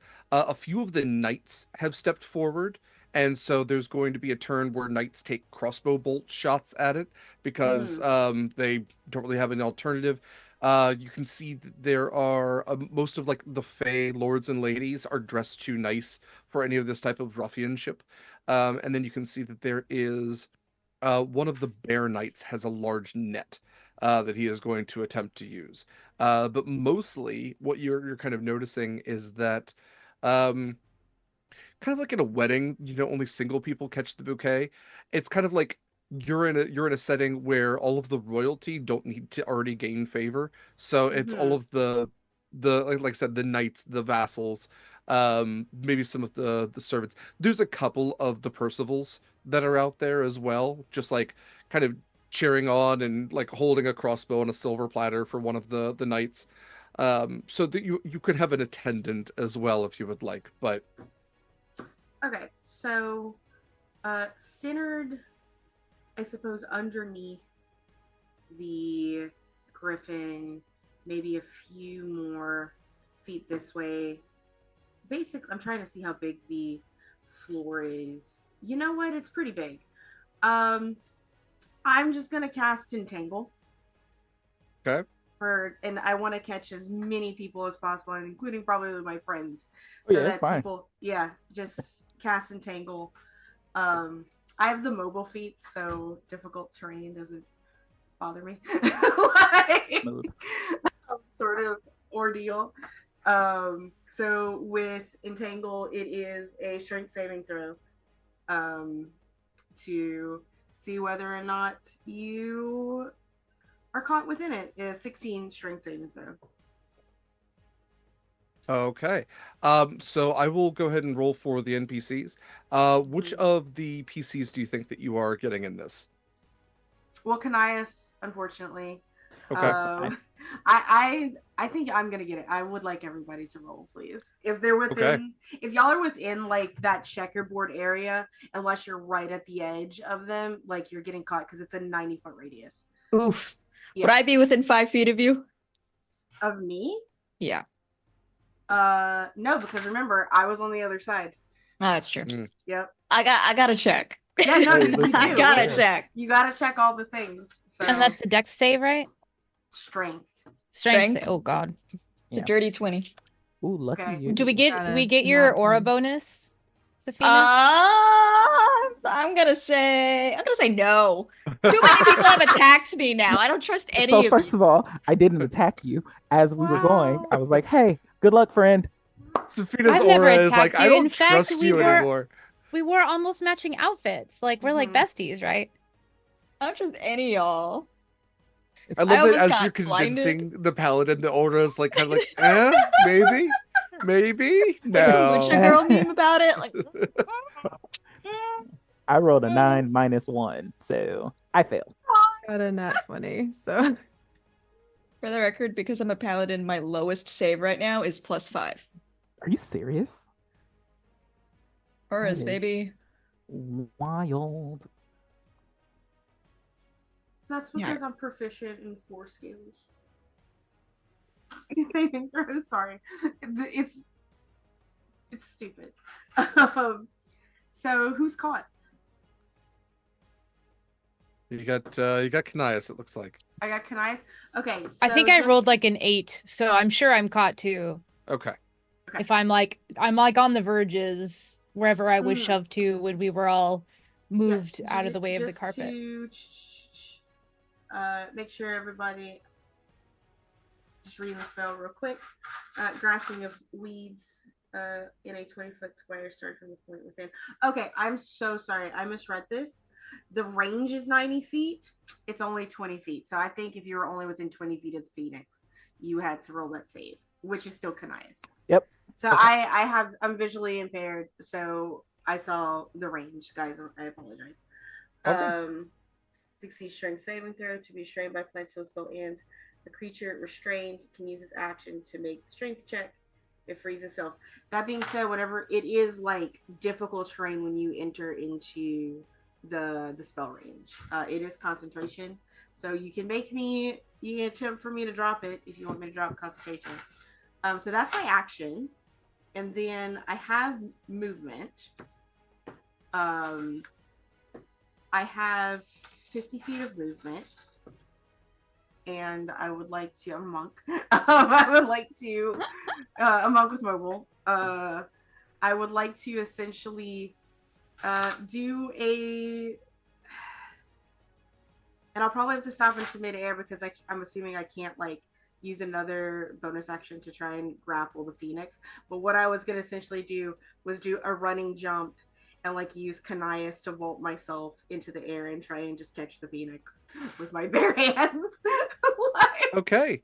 that's what I would like to do. It's up to you because it would be a grapple check, but I don't know if you want me to do that. It's like technically I'm a monk, so I would have 2 attacks, but I casted a spell. Yes. It's up to you. If not, I can wait till next. I like the idea of just a monster leaping from a wizard's shoulders to grapple a phoenix. Yeah. Yes. If you would like to do a grapple check, actually, I say that looking at the phoenix stat block, it is immune to being grappled because it is made of Fuego. fire. So Okay. it's yeah. Can it still happen and I just not catch it and just like fall back into the grass and like absolutely. like, Yeah. I still want to like automatically fail. Like, please, I don't want to retcon this. I still want to do it just because it's funny. Yes, and you also take 9 points of fire damage as you also are singed on the other. Yeah. That's fine. Just kind of like my little furs are singed. Just technically I could have done something else, but it's okay. What 9 you said? Come on. All right. Cry, if there's nothing else for your turn. Mara, it is your turn. So the Phoenix is on fire, right? Obviously, it's Phoenix. It But is, like, yeah. so it'll hurt me if I tried to touch it. I'm assuming. I think non-consensual Phoenix touching is going to burn a little bit. Yeah. Okay, so it's like a Rapidash or a Ponyta. Got it. Fire bad if it doesn't trust you. Yeah, Got absolutely. it. So I just dated myself terribly with that. Nope, No, I you speak that didn't. language. But I got yeah, it. We all got it. We're all We're all good. here. Yay. Well, that takes my plan out. So again, I'm kind of newer to D&D. So yeah, take your time.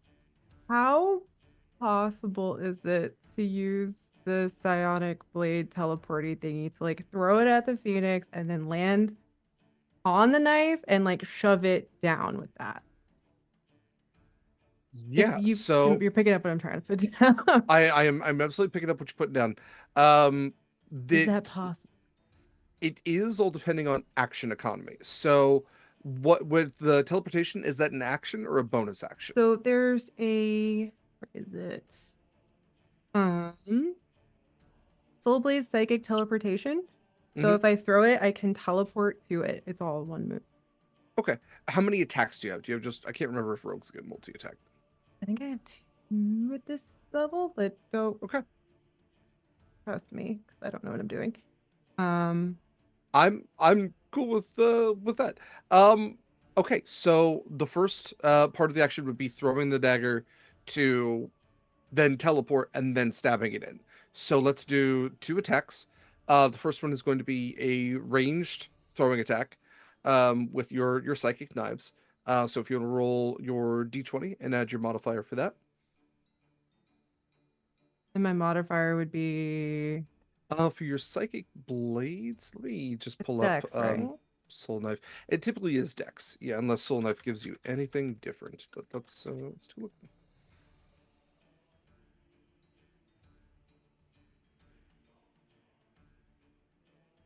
Psychic blades. Oh yeah, the psychic teleportation is a bonus action. So yeah, that's awesome. So you're gonna use one of your psionic energy die. And what are your psionic energy die? Haven't used any yet. I think I get 3. You can roll 1 psionic energy die and add the number rolled to the attack roll. Okay. Um, cool. So yes, it's gonna be just like any other dagger. So it's a d20 plus your dexterity. So I rolled a 16, so that's Cool. +7. Um, Oh. that absolutely does hit. Yes. And so now what we are going to do is you're going to do 1d6 worth of damage and teleport there. So go ahead and roll a d6 plus your dexterity modifier. So it's a 5 plus 7. Am I Okay. reading All that right. right?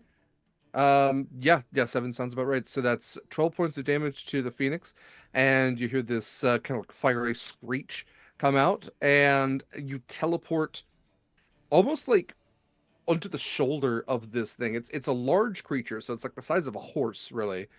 And you find yourself like in the flames on the back of it. Go ahead and do a melee attack with your dagger then. Which is the same, like just roll my d20 Mhm. and it's 17 plus 7? Or no, yeah. Yeah, absolutely. And anything above 18 is going to hit. 18 or above will hit. That's the AC we're working with. And then you'll take 4 points of fire damage, just kind of like being on this thing. Okay. But then yeah, go ahead and do your second dagger's worth of damage. And that's a d6? Mhm. The 2 plus Okay. 7. for Okay, dex. so an extra 9 hit points taken away from the Phoenix. So as you drive this dagger in, you now find yourself essentially on the back of this Phoenix. Is there anything you wanted to do for the rest of your turn? Did you I'm want to try trying to to hop just off? drive it down into the ground to get it to stop flying. Okay, I got you. Let's also do, let's see. Trying to think of what that might be. Um, let's do a strength contest. Oh, So good. in addition to your attack, you're kind of trying to push it down. You're surrounded by these elemental flames. Go ahead and roll a strength roll. I would say this was with advantage. The 15 plus Okay. 5. This Phoenix rolled a 4 plus 4. So I'm gonna say you were able to drive this thing down about half distance. It's now only about 20 feet above the air, and it's kind of plummeting as you've dug this soul blade kind of into again the shoulder of it, and the wing just isn't winging. So this thing's kind of taking a nosedive with you on it. Um, is there anything else for your turn? No, I think I'm gonna try to drive it into the ground. Yeah. Okay. Do be aware that the ground currently is Canias, who is stuck in plant growth. That's unfortunate for him. Yes. Damn. Okay, Hyacinth, it is your turn. It's all fun and games. Oh, this is I great. love This is you. sport. Yeah. I love you too. I should have asked about Question. PvP. I knew it was going to be. Yes. Does this count as a beast? It technically counts as an elemental. I was gonna say I don't think it would count as a beast. So I hadn't really thought of where specifically I would be, but I figured like somewhere near the entrance, like on the edges. So I figure I'm somewhere like roughly down here. Mm-hmm. And I would like to start singing a little song as I like trace an outline in the air in the shape vaguely of a door.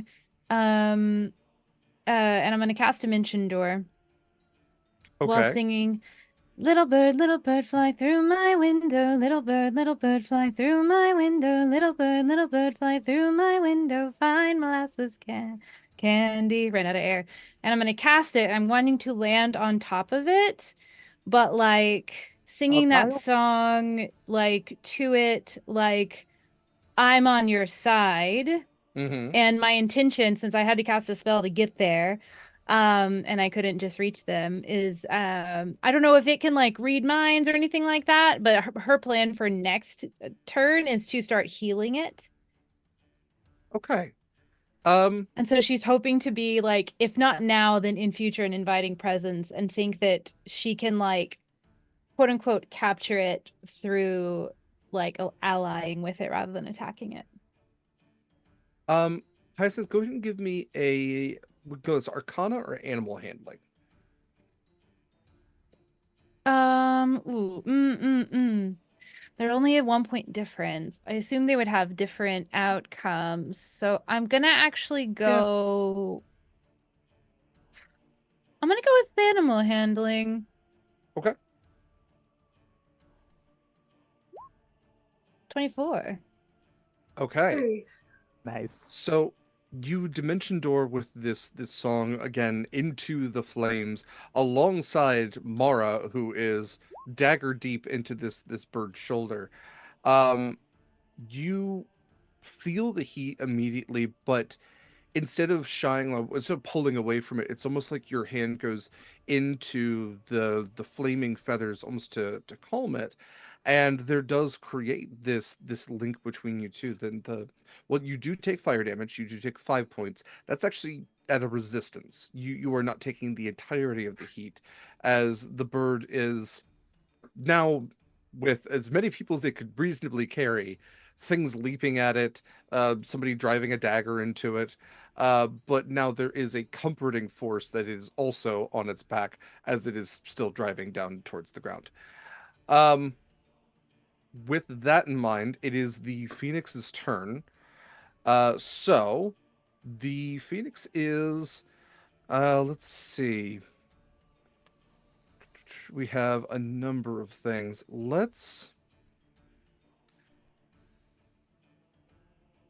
It's going to, I'm going to say, try to right itself. So it's going to do another strength check. This is essentially to shake Mara from its back. So Mara, this is going to be a contest of essentially one larger creature trying to shake a smaller one. For you, this could be either athletics or acrobatics.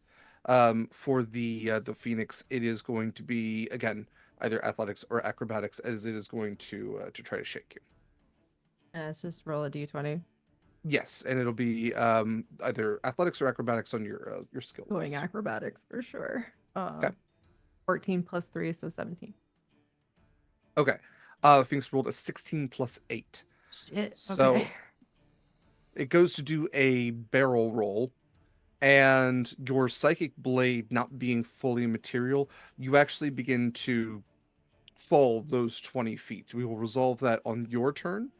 As the thing has kind of spun around Hyacinth, not necessarily having to make this roll, as the bird seems to have decent control over what is and is not on it. So Can I as you use a begin to, reaction really quick? yeah, I when I first talked to you about my ring of spell storing, I said that there would be some shields in there, but then I opted not to take that spell, but I do have Featherfall, so I would like to zip a little Featherfall out of the ring of spell storing for Mara so she doesn't actually get hurt when she falls. great. So yeah, Mara, you go to you feel like that plummeting feeling kind of like stop a little bit, and you find yourself just like gently floating towards the plant growth ground. The bird is going to take its main attack on the group of knights who were about to fire crossbow bolts at it. So I will resolve that. Essentially, what you will see. Oof, that was a nat 20. You will watch as an entire group of knights in a variety of heraldic colors just get incinerated. Like, again, to reference later seasons of Game of Thrones, just it's real rough stuff. And they are, I mean, they're CR3. Um, this is going to be some heavy damage. It's a bad smell. It's a bad smell. There's a couple of knights that are probably going to be left standing. Not many. So, with that in mind, the remaining knights are going to take their crossbow bolt shots. And say they plus two. All miss. Cool. All right. Back to the order then with Safina. She can't really do much, and she's looking at this, and she's like, I don't know. She's welcome just to get a drink and just, Yeah, she's kind of, you know what she's gonna do? She's gonna yell in Primordial. She doesn't know if this thing understands Primordial. She's going to tell the Phoenix that she'll try to keep as many people off of them as possible. And she's going to try and sit in the center. And I'm going to channel Divinity Champion Challenge, which means everybody that is within 30 feet of me from the center of my choice. There's no. Let me read this. As a bonus action, you issue a challenge that compels other creatures to do battle with you, not necessarily. Every creature of your choice that I can see within 30 feet must make a wisdom saving throw. There's no language as to the limit of the number of people. It just says anybody I can see in 30 feet. So I will cast that on literally everybody who looks like they're going to try and go. Except for, well, I'll make my party do it. I'm mad at them. I'm mad at all you two. All of you. Is this Is this a considered spell? I've done charm? nothing to you. This is not a charm. This is a channel divinity, so it's not a spell. Okay. My DC is only 16. Okay. On a failed save, a creature cannot move willingly more than 30 feet away from me. So if you're being carried more than 30 feet, you're fine. Good to know. But if anybody tries to willingly move more than 30 feet from me, they cannot do it. Gotcha. And You said it's a wisdom save? A wisdom save. Thankful for that resilience feat right now. Same. That's a 6 dice. But Against a 16. 17. I got a 17 minus 6, so it's 16. Safina, also give Minus me one. a persuasion check as you make this pronouncement with your primordial. Oof, that's not great. Persuasion 11 plus 8 for a 19. Very nice. Okay. So did any of the party fail that compulsion? I did. However, can I use my auto succeed? Yeah, Yeah. go ahead. Yeah, I'll take that. All right. There's also an extra stipulation. It ends if I am incapacitated or die, or if somehow the creature moves more than 30 feet away from me. So if I move further than 30 feet, or if they're somehow forcibly carried, it automatically ends. Okay. Fantastic. I was going to have a duel anyway. But as Safina has essentially initiated a duel, none of the knights succeeded. So Safina, you will be embattled with 3 knights and 2 Percivals, who reluctantly kind of put up their little rabbity fisticuffs to go, I don't want to have to do this, but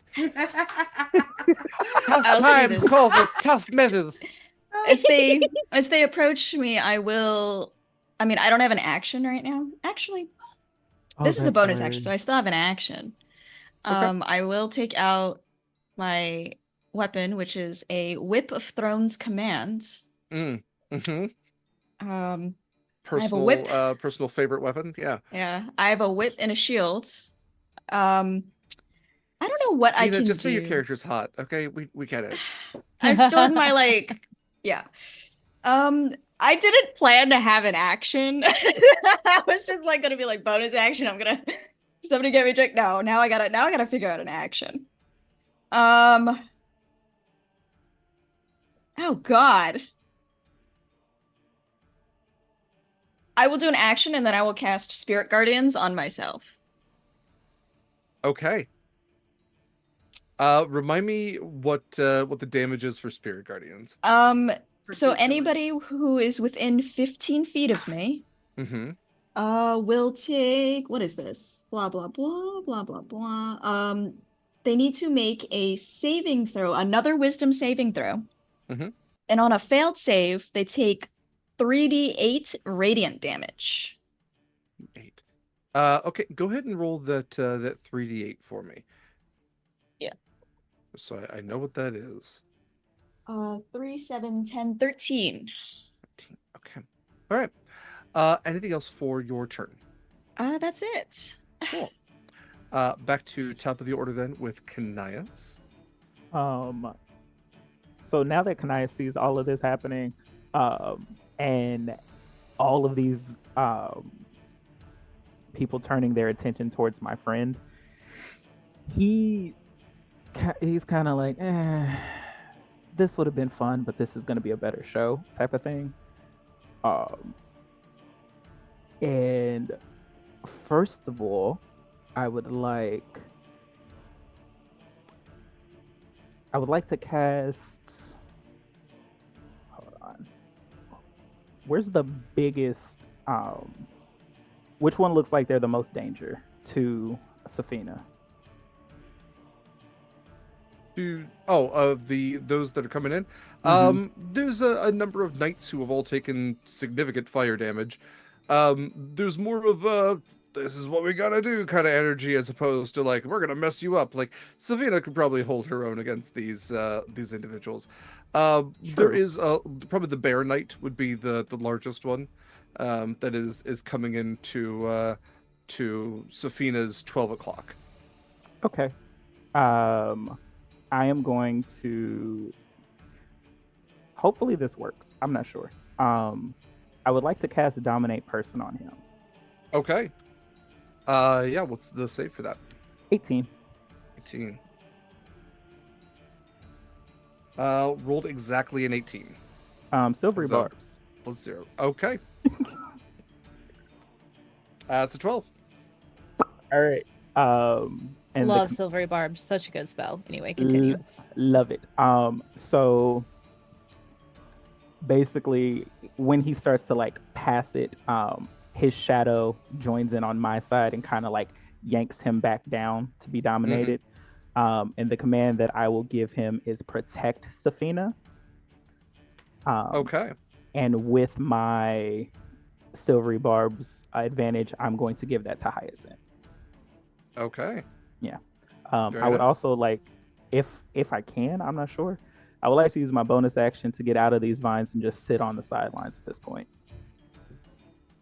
Yeah, I think if you're sidelining yourself, I typically it's an action. I'm fine with you just kind of like. Well, the Starlight Step is a bonus. Sure. Okay, that works. So yeah, I'm just gonna get out of the fray because clearly Hyacinth already has the Phoenix. Kind of, yeah. To what it would appear, there is one person atop the Phoenix right now. Okay. Cry, it is your turn. Okay, so looks around, very confused why people are fighting each other, but not trying to catch Phoenix. Oh, who has the Phoenix? Mara has the Phoenix, technically, right? Like you're physically on top of it, or Hyacinth. Mara has got it? shaken loose. Okay. Hyacinth is currently atop the Phoenix. I have the Phoenix. You have the Phoenix. Okay. I'm just gonna walk over. I'm not far because I just landed next to it, and I'm gonna look at Hyacinth, and I'm just gonna pull out a couple things from my coats. So some bones, some spoons, some frozen flowers, and I'm gonna hand them to you and be like, trade. I think are we still 20 feet in the air?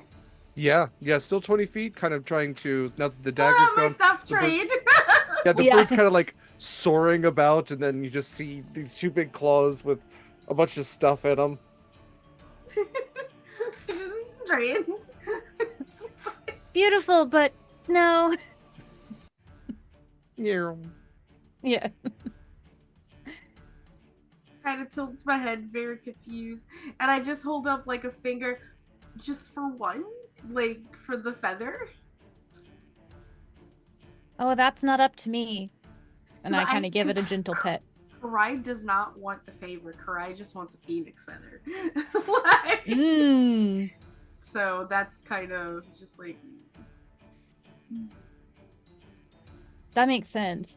So she has said, like, that's not up to me. But if I see a feather naturally fall off, I'll scoop it up for Cry. For sure. Fair enough. Just gives I'm a definitely nod. not going to pull a feather off of it after I've just told it that I'm going to be very nice to it. So Okay. I give like a gentle nod. I'm assuming talking is a free action, so I will wait underneath the Phoenix and Hyacinth, and I will hold my attack for when if somebody attacks the either Hyacinth or the Phoenix, I will retaliate. So that's gonna hold my action for that. Okay. Particularly, yeah, I will hold my action. Yep. All right. Then we are to Mara. It's your turn. You feather fall down safely to the ground. She just kind of walks on like she's walking downstairs, and she just kind of goes off her dress and like, well, that wasn't worth it, and just kind of leaves. Okay, Hyacinth, it is your turn then. as promised, I will cast a Cure Wounds for the Phoenix, hoping that works for a creature such as itself. Mhm. I know it took at least 2 daggers, right? Yeah, technically 2 dagger attacks.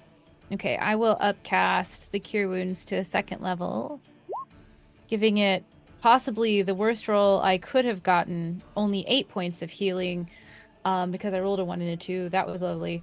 And I think I'm just going to, like, like, speaking of Game of Thrones, how, like, the dragon riding doesn't seem to, like, it maybe before it did, but doesn't seem to do, like, a saddle sort of thing anymore. It's just kind of like a leaning forward and holding on.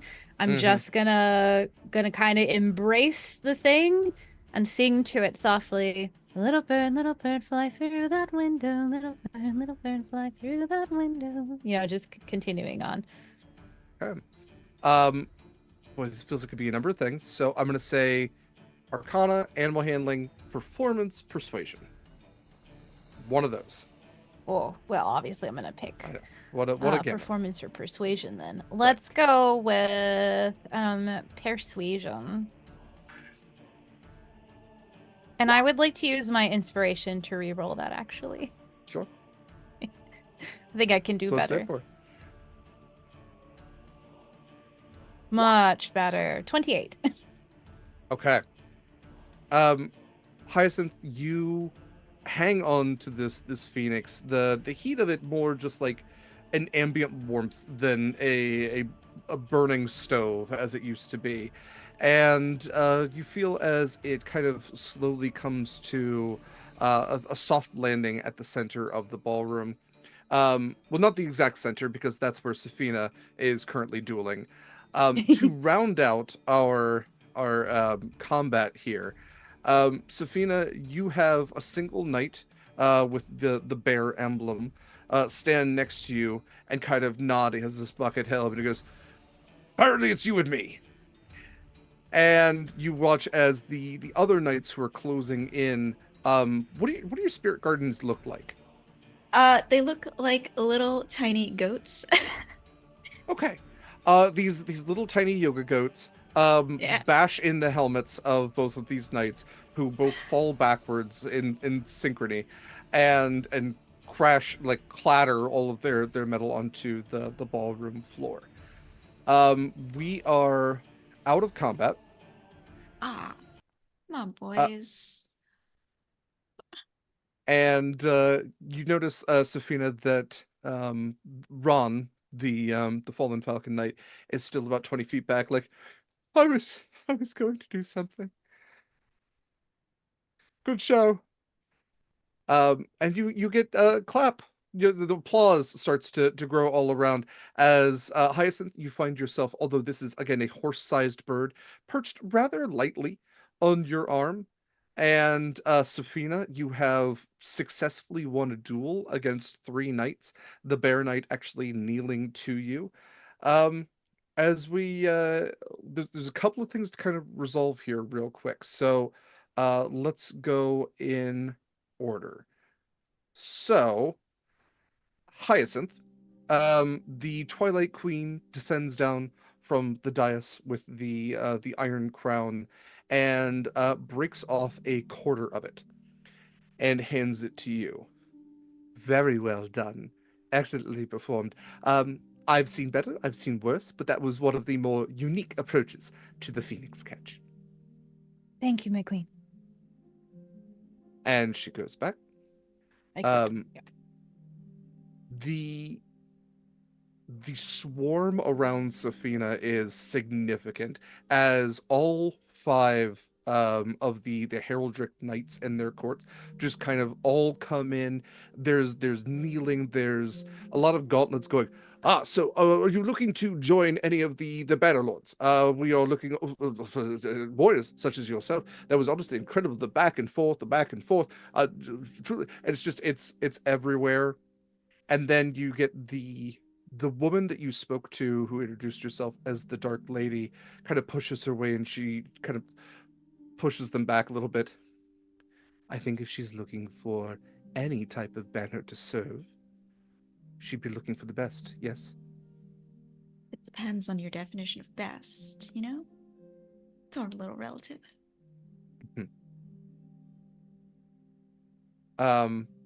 She I wonder what she would necessarily hand you. It is it's a token, like a little like golden token, that is 5 pointed, and out of each of the 5 points is a different shaped draconic head. Mm, mm.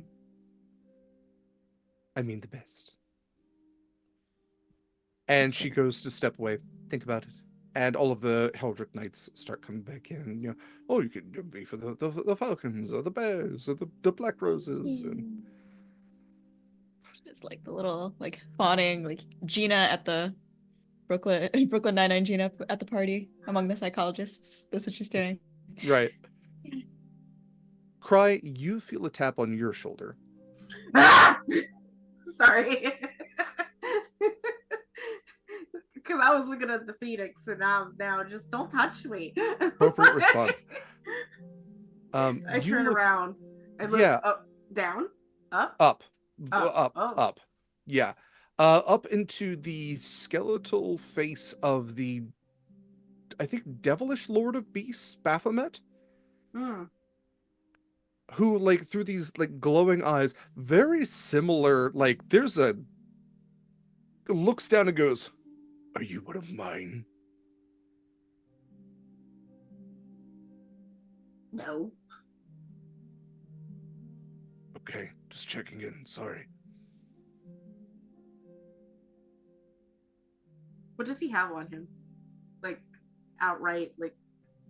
So Baphomet is he is a demon. He's the demonic Lord of Beasts. Yeah. Okay, so he's not. So he has these. He's probably like. He's huge, so that means he's probably 20-ish feet, at least. And he has this like massive rack of horns that extend outwards as like this crown, this skeletal bestial face with these like coal like glowing red eyes behind in like the nether regions. Otherwise his body is humanoid, two arms that have these like bear-like clawed hands on them, completely furred, muscular, and then his legs are goat-like, and he's carrying it's a cleaver-esque weapon, very nasty, that has like crusted blood probably from, millennia, that's deeply set in. Very intimidating presence, but if Cry were to look in the mirror, probably a presence that would look somewhat similar. What's a mirror? Yeah, what's a mirror? Yeah. Sorry, a still lake. I'm yeah, sorry. yeah. Karai just sort of like points at Baphomet's like furry arms, and then pulls out a straight razor from its pocket, and just be like, and another like a pile of all kinds of things in the other hand, and just looks at Baphomet's fur. Trade. Baphomet just looks down. Great. I give them a face spoon that I stole from the carriage, and I gently straight raise some Baphomet fur into my palm, and kind of ball like roll it. You know how like when cats shed and you just sort of roll yes, their hair into their ball. Like I do that, and I put it in my pocket, and I give a nod. Thank you. Good trade. like. Baphomet just goes stomping off. Not stomping mean, but just like the sheer weight of this creature. Yes, you can add archdemon body hair to your inventory. I use this for something. like probably trade. Yeah, probably trade, yeah.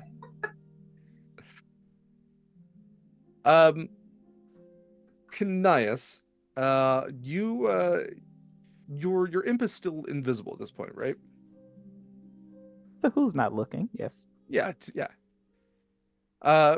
He Xanatos kind of pops up and it does this little flittering bit in front of you. You can more like feel the wind as his wings are moving than hear or see him. You could have done better in that, Hey, listen, I know. However, I'm not gonna fight for all of this. I lost myself as I was going into this. There's a whole order to these things.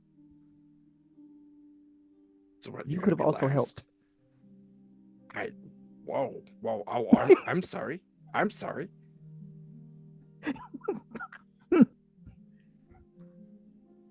What's up with your parents? They're being weird. Apparently, that's not them. Oh. Sorry, I shouldn't laugh. Sorry. I know they're acting nice. It's weird. Yeah, right. Yeah, it might be someone just playing a trick. However, if you wouldn't mind keeping an eye on them or a claw, that would be okay. Scorpion tail? That too. Well, no. Yeah. No. They're not my parents. Remember that. All right.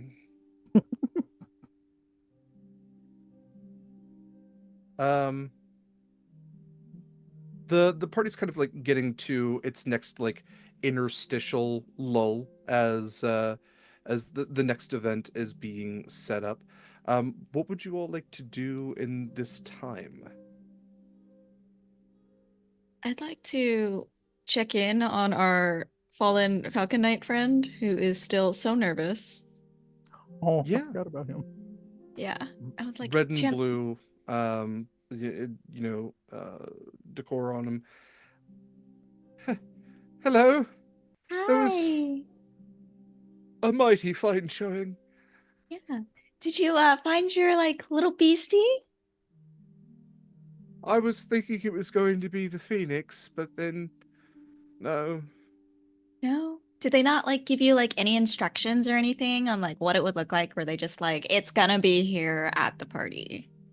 Well, they didn't even say that. I'm just expected to fell some sort of questing beast. Really? Oh. It's the only way I can make it back into my order. Oh no.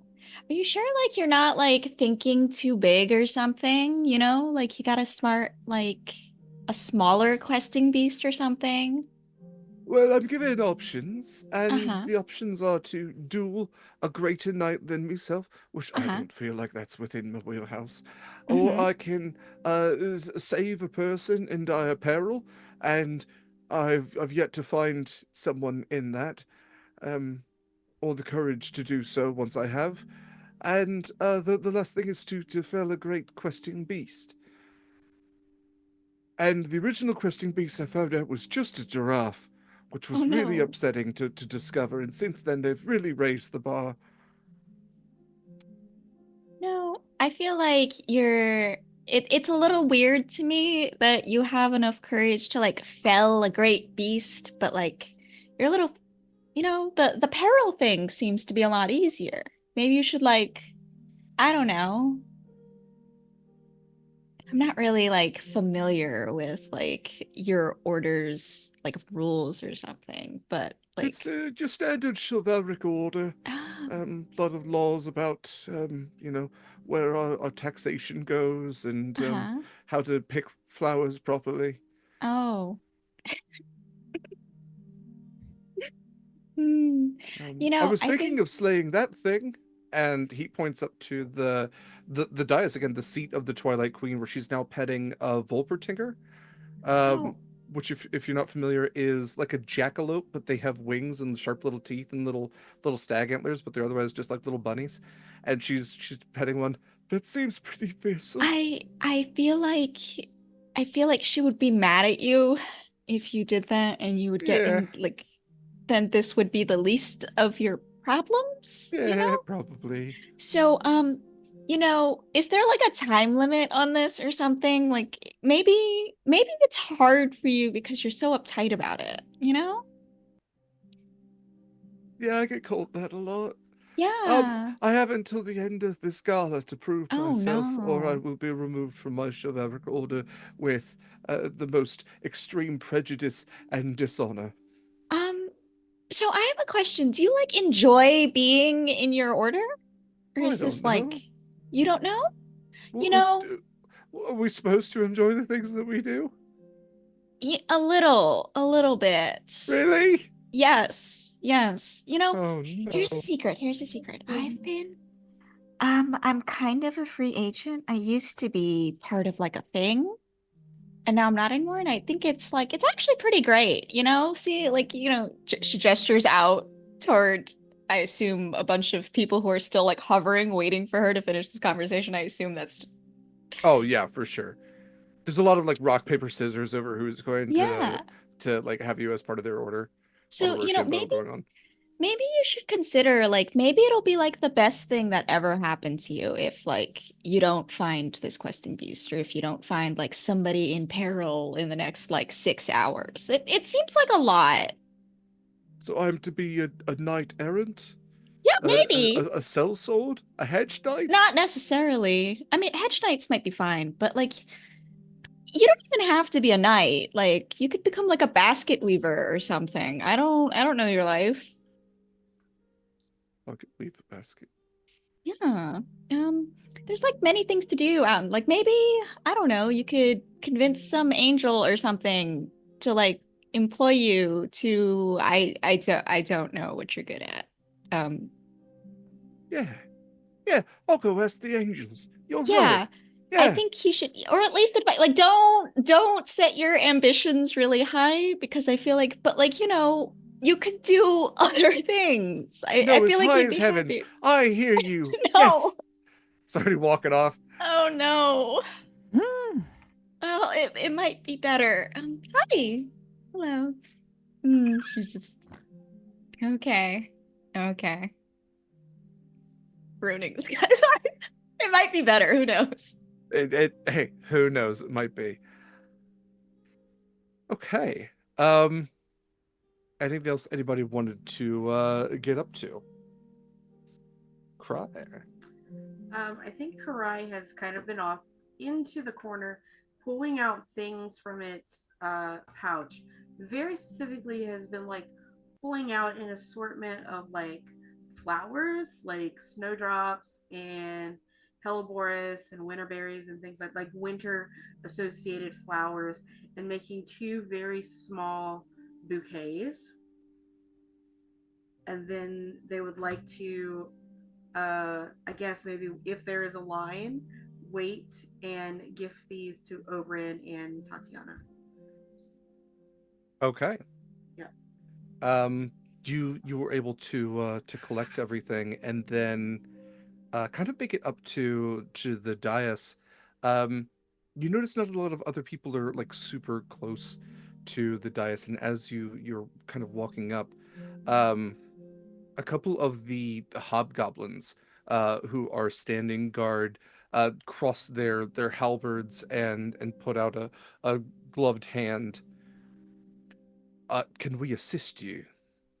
No. Then do you mind stepping back? For king and queen.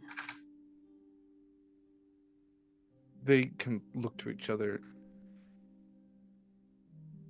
One moment. And they call over the objectively attractive elven woman in Yeah. armor. Again, I think Mara and yeah, mostly Mara would recognize that the complexion is very similar to that of the other elf that you met in the hallway. You might have made the connection there that her skin is more ashen gray as opposed to like the drowish purple or even like onyx black, and even the hair is black, and she has like little bits of like silver pendants that are all just interwoven that make it look like little bits of stars in her hair. And she walks over to you, Cry. Is Hmm. there something you would like to talk to the king and queen about? No. I I've seen you about. I've seen your little cute possum form. I know you're not here. If you were here to do something bad, you would have done it already. How can I best assist you in achieving your goals? I give presents. All right, I give presents. I have presents to give. then by all means.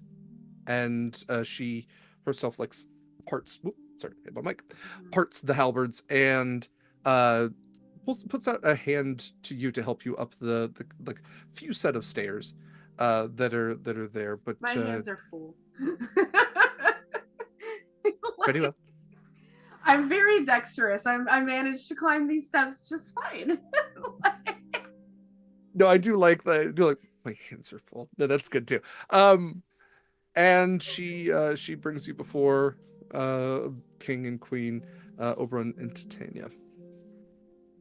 And my lieges, your graces. This is your name, love. They know my name.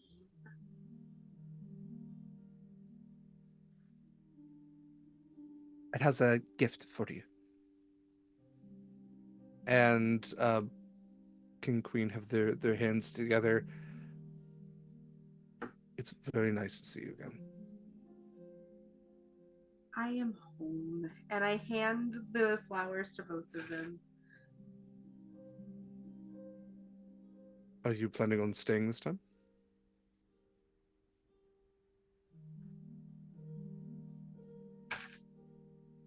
Can I? Of course.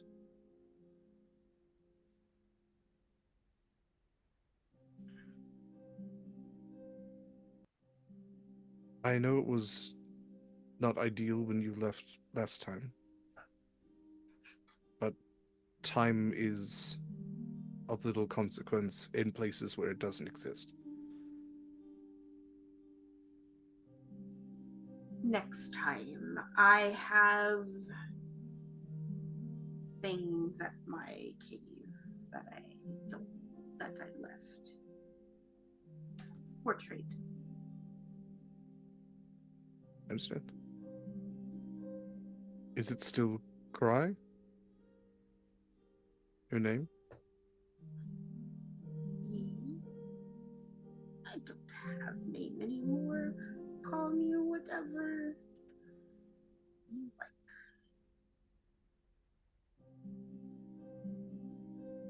Very well. You are always welcome here. Whatever you like. Thank you. And after I kind of, one more second. Yeah. I clear my throat. Great granddaughter is here. and they both reach out their hands kind of in unison to take one of your larger claws in it. Mm-hmm. Give Holds it a little it. squeeze. Cool. Now I'm done. A little bit of time passes, and you start to see the heron guns laying out other new tables, not tables for food, but instead the tables have black chests on them. More like boxes than chests. They don't have lids to them. And it's hard to tell what's inside of them because every time that somebody tries to look in, it's kind of like looking into abyss, like you're looking into almost like the boxes that are like pits, but they seem to be lifted easily enough, placed on the table easily enough. And the Queen Kiadara stands up and says, "Now it is time for the formal ball, the masquerade ball. Please take your masks where all may be equal. We shall have such a lovely dance." As we go to wrap up this session, you watch as entities, large, small, of various sizes and forms, all reach in and take out a different type of masquerade mask, something that is sometimes very uniquely them, sometimes something that is very ironic to who they are. You might watch Baphomet reach in and pull out a skull-like mask that the glowing eyes still, protrude from, that the horns kind of extend a little bit outwards. You might watch as one of the angels pulls out a mask that has little devil horns on it. Regardless, when they do, they all become the same size, shape, and their body is almost like it has like blur, pass without trace, any type of like visual disruption spell on it. It's almost like they become a shade where all you can see is the mask. So I would love for you all to think about what your mask would look like, as it will be unique to you. And as the masquerade ball begins, where all are equal, that is where we will pick up next time. So, let's go. Is there anything anybody wanted to do before we wrap up? I did have a question. Please. Do I just get to keep the phoenix? Did it leave? Like, what happened with that? Yeah, that's a fair enough question. Yeah, the phoenix stays with you as you accept the piece of the crown. Um, and then shortly thereafter, it flaps its wings. You get this like comforting warmth from it. You have a little boon of the phoenix that will come into play later on. Otherwise, a couple of the heron gun come up to you and say, "Very well done, that was excellently done. I've never seen anything like that yet. Quite stupendous." And they take the phoenix, which kind of like flaps its wings and just goes along with them, and they take it back behind the dais. And I get a feather for Cry. Yes, a single feather drifts down, a single cinder-like feather. I take it and cradle it and wait for an opportunity next session to give it to Cry. Fair enough. Yeah, add that to your inventory. We had some interesting inventory additions this session. Okay. All right. Well, with that, that is session 2, episode 2 of Twilight in the Gala of Good and Evil. thank you again to those of you who joined us, those of you who were able to donate. It's very much appreciated. You all just hanging around, viewership, retweets, all that kind of stuff. It's all great. Donations, awesome. I'm glad we hit a goal during this game. I have been joined, as always, by these lovely people. Before I have them say a little bit more about their lovely selves, I do want to say a couple things at the top. First of all, we are going to be continuing donations for Trans Lifeline throughout the month of June. You can donate at any time, and if you donate like in the middle of the week, just gets paid forward to whatever the next game is. I'll go over the game calendar here once everybody else has said where they're going to be in the near future, and I highly recommend you check them out. But also, there's a wonderful opportunity to be on Sword and Key in the near future in a game, 5e game called Zenith, which is being run by one of my personal favorite GMs, Alex, who you might remember from the community as Axolotl Cure. They are going to be running a high intrigue, like metropolis kind of, fantasy city where monsters live beneath the streets, but above the streets, political intrigue is just as dangerous. It's going to be a fantastic campaign, and with, like I said, one of my favorite storytellers. So it's a great opportunity. Please, if you are looking for a great game and you have the time, definitely check it out. It's going to be Thursdays at 4:30 p.m. Pacific time. So I know that cuts into some people's schedules as well, but if that fits yours, it's a great opportunity. Okay, let's go ahead and go around. I'll do more Sword and Key stuff towards the end. But Queon, if you don't mind starting us out, where can we find more of your lovely self? Hello, you beautiful people out there. Again, I am Queon, he, they pronouns, and I played Canias Bane. Again, your Order of Scribes wizard with glitter dipped in ichor, and I've had a blast this session. It was freaking great. If you are looking for more of my things, all of that lovely stuff, you can find me on the internets at Brother Queon. That is BRUTHAQUEON. And of the things that I have coming up, I have made a list because it gets real tricky to see when stuff comes out. So I will be with Girls Run These Worlds on the 19th for our Juneteenth Daggerheart one shot, which I am very excited about. And Annika's running that, isn't she? Yeah. Yeah. Yeah. So I got to play with Arnica before, and I love being able to actually play with the DM of a player I was with before. It's great. I will also be on D20 Death Match at the beginning of next month, and we will be doing a charity stream for Wounded Warrior Project, which I am very happy to be a part of as well. And also at the beginning of July, I will be with Starcrawl doing our Devil's Dealers Blaze in the Dark campaign, which I am very excited about. So yes, thank you guys, and I can't wait to see you next week. Awesome. Thank you so much, Queon. It sounds like you're going to be some awesome places, some great places that we really love around here. Definitely, like I said, check out all these people in any opportunity that you have. Fantastic players, fantastic storytellers. Can't recommend them enough. Next up, Valdrianth. Hey everybody, my name is Valdrianth. Pretty much everywhere on the internet. I produce TTRPG content for me and my friends. On my own channel, I am only currently running my Animorphs Blades in the Dark skin, which Arnica also plays in. So it's a good time. It takes place in the 90s in my hometown of Louisiana. And so basically I'm just playing out the fanfics that I wrote as a child. As a role play, and like, what else is role play other than playing out your fanfics? I don't know. Other than that, I will be on Girls Run These Worlds tomorrow, playing Blades in the Dark for Be Gay and Do Crime with Parker running that. I am playing the Cutter, who is a legacy bluecoat turned private security for a casino, and there's going to be a heist, a very gay heist. So but yeah, and I think that's all I have other than coming back here for next week. That is all I have going on this time around. So Amazing. I would argue that all heists are just a little gay. all heists are a little gay. Yeah. All heists are, yeah. I mean, like stealing shit. Jeez, gay.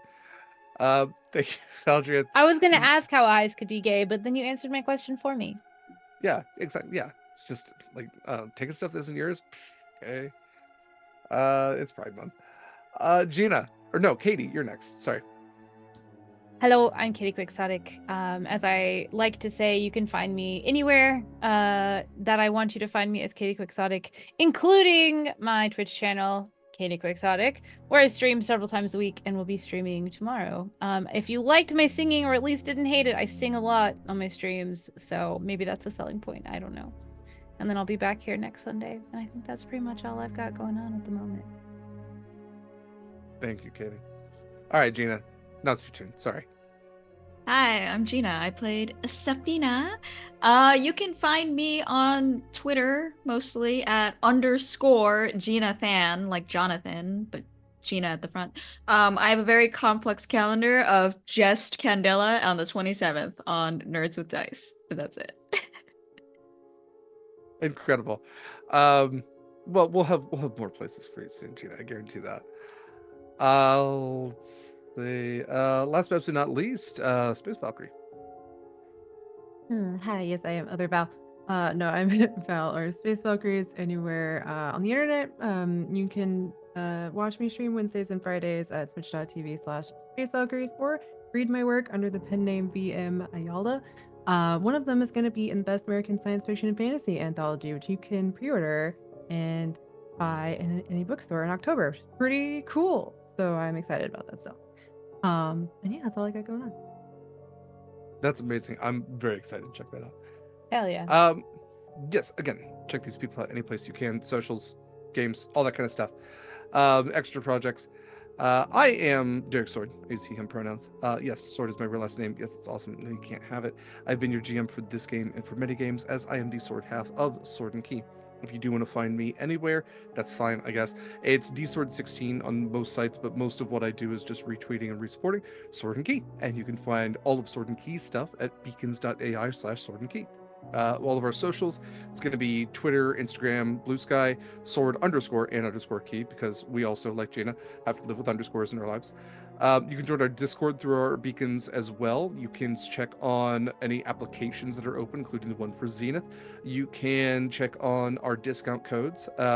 It's code Sword and Key, all one word, on Eldritch Foundry. If you're looking for a custom mini, Eldritch Foundry is also awesome. If you have a 3D printer, you can get a subscription for basically, pay once a month, and then you get unlimited 3D printing characters. If you're looking to make a little army of characters, you're looking to make a bunch of models for like your home TTRPG, fantastic resource for that. If you were looking for a new set of dice or TTRPG accessory, use code Sword and Key with the underscores for 10% off your purchase of almost everything at Greenleaf Geek Dice. And if you're looking for some new makeup in your life, check out Wishbone Cosmetics. Use code EVA, EVA, all caps, for 10% off your purchase there. Wishbone Cosmetics is UK-based, queer-owned, and vegan. You can also on the Beacons check out all of our ongoing philanthropic endeavors, including Palestine Children's Relief Fund, Canine Companions for Independence, and of course our ongoing monthly campaign for Trans Lifeline for Pride Month. Looking at the calendar, I say confidently and yet somehow don't seem to have it up again. The calendar for June. There we go. Know that so it is Father's Day 16th, right? We are probably not going to have an episode of Monster Crush out today because it's 6 o'clock already and it takes me 5 hours roughly, and I haven't done anything with it this week. So we will probably have an episode of Monster Crush out tomorrow.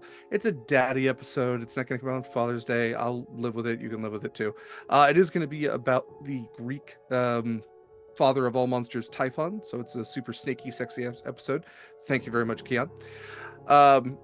But you can check out Monster Crush. It's a podcast to do with my friend LD about miscellaneous monsters, creatures, cryptids, miscellaneous mythological monsters, and how smoochable and sexy they are. And you can find that wherever podcasts are found. Tomorrow, the 17th, on Monday at 4 p.m. Pacific time, is the second of 3 episodes of Moonlight on Roseville Beach, Sweet on Jenny, that is being run by Eva. It has a fantastic cast as part of our Pride Month games.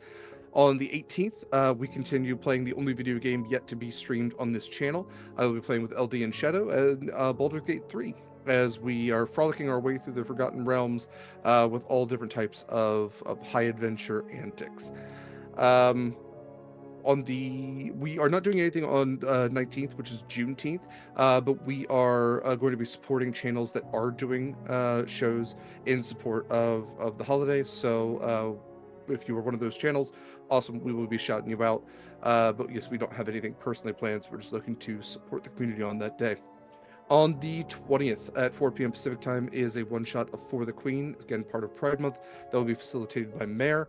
On the 21st, Pride Month one-shot of Monster of the Week at 6 p.m. Pacific time. The theme is Slumber Trophy, which, if you're familiar with the rock band Sleep Token, Kayla, who is GMing that, is a massive fan and has written a Monster of the Week one-shot all about the like heavy lore that band kind of incorporates into their shows. It's absolutely wild. The 22nd will be the last episode of Horizon's Call, our 5e nautical campaign, for about a month, as one of our players is getting married. So massive congratulations to him. But we will pick up, I believe it is August 3rd? Yes. So we're taking almost the entire month of July off, and then a little bit of June as well. The 23rd, we will have the finale of Public Access Welcome Home at 10 a.m. Pacific time, the finale of this game, Twilight and the Gala of Good and Evil, at 3 p.m. Pacific time. And then the 24th will be the finale of Moonlight and Roosevelt Beach Sweet on Jenny. 27th is our last official Pride Month event. That is Tales of Equestria Summer Vacation. It's the My Little Pony TTRPG. That is being run by LD, and it is at 4 p.m. Pacific time on Thursday. And then to end out the month, we have our bi-weekly movie night. We're doing our monthly Ghibli watch with Ponyo on the 28th. We do that on our Discord. Again, you can join that through our beacons at 6 p.m. Pacific time. And then the 30th, we'll have the last Monster Crush for the month. If you don't memorize all of that, that's fair. I have to have it pulled up just to memorize, or just to look at it myself. I don't memorize it. So if you want that, you can also go to our Discord. We have the calendar there. You can add it to your Google Calendar if you're really feeling committed to knowing what we're doing. But otherwise, you can always check on stuff there, and we always try to keep it posted as well. So, like, Discord's the first and best places where we put all of our applications. We are looking to bring back some old games in the future, including second season of Humblewood, and we're looking to have some new games in the future as well. Personally, I am looking to run Humblewood here soon, as well as the Marvel TTRPG in September, which is my birthday month. So that's how I'm celebrating that. So with that said, we're gonna have lots of cool stuff out in the future. Discord's always the best place to see it first. We are going to be rating